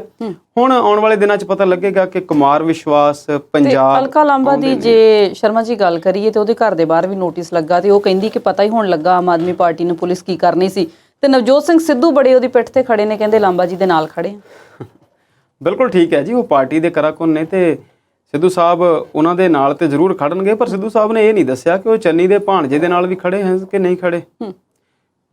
323, 341, 506, 120B, 153, 505 ਕੁਝ ਧਾਰਾਵਾਂ ਨੇ ਜਿਨ੍ਹਾਂ ਦੇ ਅਧੀਨ ਇਹ ਪਰਚਾ ਦਰਜ ਕੀਤਾ ਗਿਆ। ਤੇ ਨਵਜੋਤ ਸਿੰਘ ਸਿੱਧੂ ਦਾ ਉਹਨਾਂ ਦੇ ਨਾਲ ਖੜੇ ਹੋਣਾ ਜਾਇਜ਼ ਹੈ, ਉਹ ਪਾਰਟੀ ਦੇ ਲੋਕ ਨੇ। ਤੇ ਦੂਸਰੀ ਗੱਲ ਇਹ ਵੀ ਹੈ ਕਿ ਉਹ ਵਿਰੋਧੀ ਧਿਰ 'ਚ ਵੀ ਨੇ, ਇਹਨਾਂ ਦੀ ਗੱਲ ਅਸੀਂ ਕਰਾਂਗੇ ਜ਼ਰੂਰ, ਤੁਹਾਡੀ ਗੱਲ ਠੀਕ ਹੈ। ਪਰ ਜਦੋਂ ਅਸੀਂ ਭਾਰਤ ਦੇ ਇਤਿਹਾਸ 'ਚ ਗੱਲਾਂ ਦੇਖਦੇ ਹਾਂ ਕਿ ਜਦੋਂ ਪੁਲਿਸ ਦੀ ਤਾਕਤ ਕਿਸੇ ਨੂੰ ਮਿਲਦੀ ਆ ਤੇ ਕਿਸੇ ਵੀ ਸਟੇਟ ਦੇ ਵਿੱਚ ਜਿਹੜਾ ਗ੍ਰਹਿ ਮੰਤਰੀ ਆ ਉਹ ਬਹੁਤ ਇੰਪੋਰਟੈਂਟ ਹੋ ਕੇ ਉੱਭਰਦਾ। ਇਸੇ ਕਰਕੇ ਆਮ ਆਦਮੀ ਪਾਰਟੀ ਦੀ ਜਿਹੜੀ ਦਿੱਲੀ ਸਰਕਾਰ ਆ ਉਹ ਬਹੁਤ ਵਾਰ ਇਸ ਗੱਲ ਦਾ ਜਿਹੜਾ ਆ ਉਹ ਸ਼ਿਕਾਇਤ ਆਮ ਲੋਕਾਂ ਦੇ ਸਾਹਮਣੇ ਰੱਖਦੀ ਸੀ ਕਿ ਅਸੀਂ ਲਾ ਐਂਡ ਆਰਡਰ ਨੂੰ ਠੀਕ ਨਹੀਂ ਕਰ ਸਕਦੇ। ਸਵਲੀਨ ਜੀ, ਤੁਹਾਨੂੰ ਯਾਦ ਹੋਣਾ, ਦਰਸ਼ਕਾਂ ਨੂੰ ਵੀ ਯਾਦ ਹੈ ਜਿਹੜੇ ਰਾਜਨੀਤੀ 'ਚ ਧਿਆਨ ਰੱਖਦੇ ਨੇ, ਕਿ ਜਦੋਂ ਪਹਿਲੀ ਵਾਰ ਆਮ ਆਦਮੀ ਪਾਰਟੀ ਦੀ ਸਰਕਾਰ ਬਣੀ ਸੀ ਤੇ ਜਿਹੜੀ ਸੈਂਟਰ ਸਰਕਾਰ ਆ ਉਹ ਕਦੇ ਵੀ ਕਿਸੇ ਵੀ MLA ਨੂੰ ਚੱਕ ਕੇ ਲੈ ਜਾਂਦੀ ਸੀ, ਤੇ ਮੇਰਾ ਖਿਆਲ 50 ਤੋਂ ਵੱਧ FIR ਜਿਹੜੀਆਂ ਆ ਉਹ ਆਮ ਆਦਮੀ ਪਾਰਟੀ ਦੇ ਵੱਖ-ਵੱਖ MLAs ਦੇ ਉੱਤੇ ਦਿੱਲੀ ਦੇ ਵਿੱਚ ਦਰਜ ਸੀ। ਕਈ MLAs ਤਾਂ ਜੇਲ੍ਹ 'ਚ ਵੀ ਰਹੇ ਸੀ। ਉਦੋਂ ਵੀ ਅਸੀਂ ਇੱਕ ਵਾਰ ਗੱਲ ਕੀਤੀ ਸੀ ਕਿ ਜੇ ਪੰਜਾਬ ਦੇ ਵਿੱਚ ਕਿਸੇ ਪੁਲਿਸ ਵਾਲੇ ਦੀ ਹਿੰਮਤ ਹੋਵੇ ਕਿਸੇ MLA ਨੂੰ ਚੁੱਕ ਕੇ ਦਿਖਾਵੇ ਫਿਰ ਪਤਾ ਲੱਗੇ। ਸੋ ਪਾਵਰ ਜਿਹੜੀ ਆ ਉਹਦੀ ਗੇਮ ਰਹਿੰਦੀ ਆ। ਇਸੇ ਤਰ੍ਹਾਂ ਦੀਆਂ ਘਟਨਾਵਾਂ ਅਸੀਂ ਤਾਮਿਲਨਾਡੂ ਦੇ ਵਿੱਚ ਜਿਹੜਾ ਬਦਲੇ ਦੀਆਂ ਕਾਰਵਾਈਆਂ ਦੇਖੀਆਂ, ਕਦੇ ਜੈ ਲਲਿਤਾ ਤੇ ਪਰਚਾ ਹੋ ਜਾਣਾ ਤੇ ਕਦੇ ਕੇ ਕਰੁਣਾਨਿਧੀ ਤੇ M ਕਰੁਣਾਨਿਧੀ ਤੇ ਹੋ ਜਾਣਾ। ਇਹ ਬਹੁਤ ਸਾਰੀਆਂ ਆਮ ਗੱਲਾਂ ਸੀ। ਹਾਲਾਂਕਿ ਕਰੁਣਾਨਿਧੀ ਨੂੰ ਵੀ ਇੱਕ ਵਾਰ ਬਹੁਤ ਦੇਰ ਰਾਤ ਉਹਨਾਂ ਦੇ ਘਰੋਂ ਪੁਲਿਸ ਚੁੱਕ ਕੇ ਲੈ ਗਈ ਸੀ। ਦਿੱਲੀ ਦੇ ਵਿੱਚ ਤੇ ਅਸੀਂ ਅਣਗਿਣਤ ਇਹੋ ਜਿਹੀਆਂ ਘਟਨਾਵਾਂ ਦੇਖੀਆਂ। ਪੰਜਾਬ ਦੇ ਵਿੱਚ ਅਸੀਂ ਅਕਸਰ ਹੀ ਬਦਲਾ ਲਊ ਕਾਰਵਾਈਆਂ ਜਿਹੜੀਆਂ ਆ, ਵੈਂਡੇਟਾ ਪੋਲਿਟਿਕਸ ਜਿਹਨੂੰ ਕਹਿੰਦੇ ਆ, ਉਹ ਕਈ ਵਾਰ ਦੇਖਦੇ ਰਹੇ ਆ। ਹਾਲਾਂਕਿ ਇੱਥੇ ਗ੍ਰਿਫਤਾਰੀਆਂ ਵੀ ਹੋਈਆਂ। ਦਰਸ਼ਕਾਂ ਨੂੰ ਯਾਦ ਹੋਣਾ ਜਦੋਂ ਕੈਪਟਨ ਸਾਹਿਬ ਨੇ ਸਰਕਾਰ ਬਣਾਈ ਸੀ ਤੇ ਬਾਦਲ ਸਾਹਿਬ ਨੂੰ ਤੇ ਸੁਖਬੀਰ ਸਿੰਘ ਬਾਦਲ ਨੂੰ ਵੀ ਕੁਝ ਦਿਨਾਂ ਲਈ ਅੰਦਰ ਜਿਹੜੀ ਆ ਉਹ ਰਹਿਣਾ ਪਿਆ ਸੀ। ਹਾਲਾਂਕਿ ਹੁਣ ਵੀ ਅਕਾਲੀ ਦਲ ਦੇ ਇੱਕ ਵੱਡੇ ਲੀਡਰ ਅੰਦਰ ਨੇ। ਅਸੀਂ ਉਸ ਕੇਸ ਨੂੰ ਵੈਂਡੇਟਾ ਪੋਲਿਟਿਕਸ ਨਾਲ ਵੀ ਜੋੜ ਸਕਦੇ ਹਾਂ ਜਿਵੇਂ ਅਕਾਲੀ ਦਲ ਕਹਿੰਦਾ ਜੀ। ਪਰ ਇਹ ਗੱਲ ਅਲਕਾ ਲਾਂਬਾ ਦੀ ਇਹ ਗੱਲ ਕਹਿਣੀ ਜਾਂ ਆਮ ਲੋਕਾਂ ਦੇ ਵਿੱਚ ਜਾਂ ਰਾਜਨੀਤਿਕ ਗਲਿਆਰਿਆਂ ਦੇ ਵਿੱਚ ਇਸ ਗੱਲ ਦੀ ਚਰਚਾ ਹੋਣੀ ਲਾਜ਼ਮੀ ਸੀ ਕਿ ਕਿਉਂਕਿ ਆਮ ਆਦਮੀ ਪਾਰਟੀ ਨੂੰ ਹੁਣ ਇੱਕ ਪੂਰੇ ਸਟੇਟ ਦੀ ਜਿਹੜੀ ਰਾਜਨੀਤੀ ਆ ਉਹ ਮਿਲ ਗਈ ਆ, ਇੱਕ ਸੱਤਾ ਮਿਲ ਗਈ ਆ, ਉੱਥੇ ਪੁਲਿਸ ਪ੍ਰਸ਼ਾਸਨ ਮਿਲ ਗਿਆ ਤੇ ਉਹ ਇਹੋ ਜਿਹੀਆਂ ਕਾਰਵਾਈਆਂ ਉਹ ਕਰ ਰਹੇ ਨੇ। ਦੂਸਰੇ ਪਾਸੇ ਪਾਰਟੀ ਦਾ ਕਹਿਣਾ ਹੈ ਕਿ ਇਹ ਇੱਕ ਨਾਰਮਲ ਰੂਟੀਨ ਹੈ, ਪੁਲਿਸ ਆਪਣਾ ਕੰਮ ਕਰ ਰਹੀ ਹੈ, FIR ਜਿਹੜੀ ਆ ਉਹ ਦਰਜ ਹੋਈ ਆ। ਪਰ ਜੇਕਰ ਅਸੀਂ ਇਸ ਗੱਲ ਨੂੰ ਇੱਥੇ ਹੀ ਛੱਡ ਦਈਏ ਕਿ ਕਾਨੂੰਨ ਆਪਣਾ ਕੰਮ ਕਰੇਗਾ, ਪਰ ਅਸੀਂ ਇਹ ਗੱਲ ਜਾਣਦੇ ਹਾਂ ਕਿ ਕਾਨੂੰਨ ਆਪਣਾ ਕੰਮ ਜਦੋਂ ਵੀ ਕਰੇ ਲੋਕ ਸਾਰੀਆਂ ਚੀਜ਼ਾਂ ਦੇਖਦੇ ਨੇ, ਉਹ ਦਿਮਾਗ ਦੇ ਵਿੱਚ ਵੀ ਰੱਖਦੇ ਨੇ। ਹਾਲਾਂਕਿ ਅਸੀਂ ਕਈ ਵਾਰ ਇਹ ਗੱਲ ਕਹਿ ਦਿੰਦੇ ਹਾਂ ਕਿ ਲੋਕਾਂ ਦੀ ਜਿਹੜੀ ਯਾਦਾਸ਼ਤ ਹੈ ਉਹ ਬਹੁਤ ਕਮਜ਼ੋਰ ਹੈ, ਪਰ ਲੋਕਾਂ ਦੀ ਯਾਦਾਸ਼ਤ ਕਮਜ਼ੋਰ ਜ਼ਰੂਰ ਆ, ਪਰ ਇੰਨੀ ਕਮਜ਼ੋਰ ਨਹੀਂ। ਜੇਕਰ ਬਹੁਤ ਕਮਜ਼ੋਰ ਹੁੰਦੀ ਤੇ ਸੱਤਾ ਦੇ ਵਿੱਚ ਪਰਿਵਰਤਨ ਜਿਹੜਾ ਉਹ ਨਹੀਂ ਸੀ ਹੋਣਾ ਜੀ। ਸੋ ਆਸ ਕਰਦੇ ਹਾਂ ਕਿ ਆਮ ਆਦਮੀ ਪਾਰਟੀ ਨੂੰ ਜੇ ਇਹ ਸੱਤਾ ਮਿਲੀ ਆ ਤੇ ਆਉਣ ਵਾਲੇ ਦਿਨਾਂ ਦੇ ਵਿੱਚ ਉਹਨਾਂ ਦਾ ਧਿਆਨ ਹਿਮਾਚਲ, ਗੁਜਰਾਤ ਤੇ ਅਗਲੇ ਸਾਲ ਹੋਣ ਵਾਲੀਆਂ ਹੋਰ ਚੋਣਾਂ ਤੇ ਹੈ ਤੇ ਉਹ ਇਹੋ ਜਿਹੀਆਂ ਕਾਰਵਾਈਆਂ ਤੋਂ ਜੇਕਰ ਉਹ ਬਦਲਾ ਲਈ ਤਰੀਕੇ ਨਾਲ ਕਰਾ ਰਹੇ ਨੇ ਤੇ ਉਹਨਾਂ ਤੋਂ ਗੁਰੇਜ਼ ਕਰਨ। ਪੰਜਾਬ ਦੇ ਵਿੱਚ ਹੋਰ ਬਹੁਤ ਸਾਰੀਆਂ ਸਮੱਸਿਆਵਾਂ ਹਨ, ਉਹਨਾਂ ਵੱਲ ਧਿਆਨ ਦਿੱਤਾ ਜਾਵੇ। ਪਰ ਨਾਲ ਦੀ ਨਾਲ ਇੱਕ ਗੱਲ ਬਹੁਤ ਜ਼ਰੂਰੀ ਆ, ਜਿਹੋ ਜਿਹੀ ਗੱਲ ਕੁਮਾਰ ਵਿਸ਼ਵਾਸ ਨੇ ਕੀਤੀ ਸੀ ਉਹ ਕਿਸੇ ਦੇ ਵੀ ਰਾਜਨੀਤਿਕ ਵਿਰੋਧੀ ਹੋਣ ਦੇ ਨਾਤੇ ਕਰਨੀ ਨਹੀਂ ਬਣਦੀ। ਬਿਲਕੁਲ ਠੀਕ ਗੱਲ ਹੈ ਜੀ। ਬਦਲਾ ਦੀਆਂ ਗੱਲਾਂ ਕਰਦੇ ਸੀ ਲੋਕ ਤੇ ਫਿਰ ਬਦਲਾਅ ਦੇ ਆੜ 'ਚ ਆਮ ਆਦਮੀ ਪਾਰਟੀ ਪੰਜਾਬ ਦੀ ਸੱਤਾ 'ਚ ਆਈ ਤੇ ਉਮੀਦ ਕਰਦੇ ਹਾਂ ਕਿ ਆਉਣ ਵਾਲੇ 5 ਸਾਲਾਂ ਬਾਅਦ ਲੋਕ ਨਿਰਾਸ਼ ਹੋ ਕੇ ਕੋਈ ਹੋਰ ਬਦਲਾਅ ਨਾ ਲੱਭਣ। ਵਿਚਾਰਾਂ ਤੇ ਚਰਚਾ ਇਸੇ ਤਰ੍ਹਾਂ ਜਾਰੀ ਰੱਖਾਂਗੇ, ਪਰ ਇੱਕ ਛੋਟੀ ਜਿਹੀ ਬ੍ਰੇਕ ਤੋਂ ਬਾਅਦ।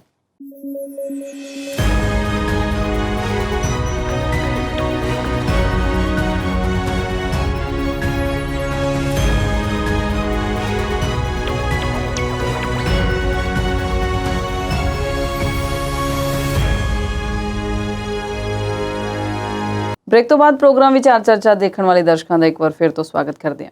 ਸ਼ਰਮਾ ਜੀ, ਅਸੀਂ ਆਮ ਹੀ ਪੜ੍ਹਿਆ ਤੇ ਸੁਣਿਆ ਕਿ ਜਿਹੜਾ ਦੇਰ ਦੇ ਨਾਲ ਨਿਆਂ ਮਿਲਦਾ ਉਹ ਅਨਿਆਂ ਵਰਗਾ ਹੁੰਦਾ। ਕੀ ਕਿਸੇ ਬੁਲਡੋਜ਼ਰ ਨਾਲ ਵੀ ਨਿਆਂ ਮਿਲ ਸਕਦਾ, ਉਹ ਵੀ ਤੁਰੰਤ? ਬਿਲਕੁਲ, ਤੁਸੀਂ ਉਹ ਅੰਗਰੇਜ਼ੀ ਦੀ ਕਹਾਵਤ ਦੀ ਗੱਲ ਕਰਦੇ ਆ ਸਵਲੀਨ ਜੀ, justice delayed is justice denied. ਉਹ ਕਹਿੰਦੇ ਦੇਰ ਨਾਲ ਮਿਲਿਆ ਜਿਹੜਾ ਇਨਸਾਫ ਆ ਉਹ ਬੇਇਨਸਾਫੀ ਵਰਗਾ ਹੁੰਦਾ। ਤੇ ਗੱਲ ਤੁਹਾਡੀ ਬਿਲਕੁਲ ਠੀਕ ਆ ਕਿ ਨਿਆਂ ਜਿਹੜਾ ਉਹ ਜਲਦੀ ਮਿਲਣਾ ਚਾਹੀਦਾ। ਸਾਨੂੰ ਯਾਦ ਆ ਕੁਝ ਸਾਲ ਪਹਿਲਾਂ ਹੁਸ਼ਿਆਰਪੁਰ ਦੀ ਇੱਕ ਮਾਣਯੋਗ ਅਦਾਲਤ ਨੇ ਕਿਸੇ ਕੇਸ ਨੂੰ ਲੈ ਕੇ ਫੈਸਲਾ ਕੁਝ ਦਿਨਾਂ ਦੇ ਵਿੱਚ ਕਰ ਦਿੱਤਾ ਸੀ ਤੇ ਬੜੀ ਚਰਚਾ ਹੋਈ ਸੀ ਪੂਰੇ ਭਾਰਤ ਵਿੱਚ ਉਸ ਕੇਸ ਨੂੰ ਲੈ ਕੇ। ਪਰ ਇੱਥੇ ਤੇ ਫੈਸਲੇ ਇਸ ਤਰੀਕੇ ਦੇ ਨਾਲ ਹੋਣ ਲੱਗ ਗਏ ਨੇ ਕਿ ਮਸਲਾ ਕੋਰਟ ਦੇ ਵਿੱਚ ਵੀ ਨਹੀਂ ਜਾਂਦਾ ਤੇ ਫੈਸਲਾ ਤੁਰੰਤ ਹੋ ਜਾਂਦਾ। ਬੁਲਡੋਜ਼ਰ ਚਾਚਾ, ਬੁਲਡੋਜ਼ਰ ਬਾਬਾ, ਬੁਲਡੋਜ਼ਰ ਮਾਮਾ, ਇਹ ਨਵੀਆਂ ਅਦਾਲਤਾਂ ਤੁਸੀਂ ਕਹਿ ਸਕਦੇ ਆ ਬਣ ਗਈਆਂ ਭਾਰਤ ਦੇ ਵਿੱਚ।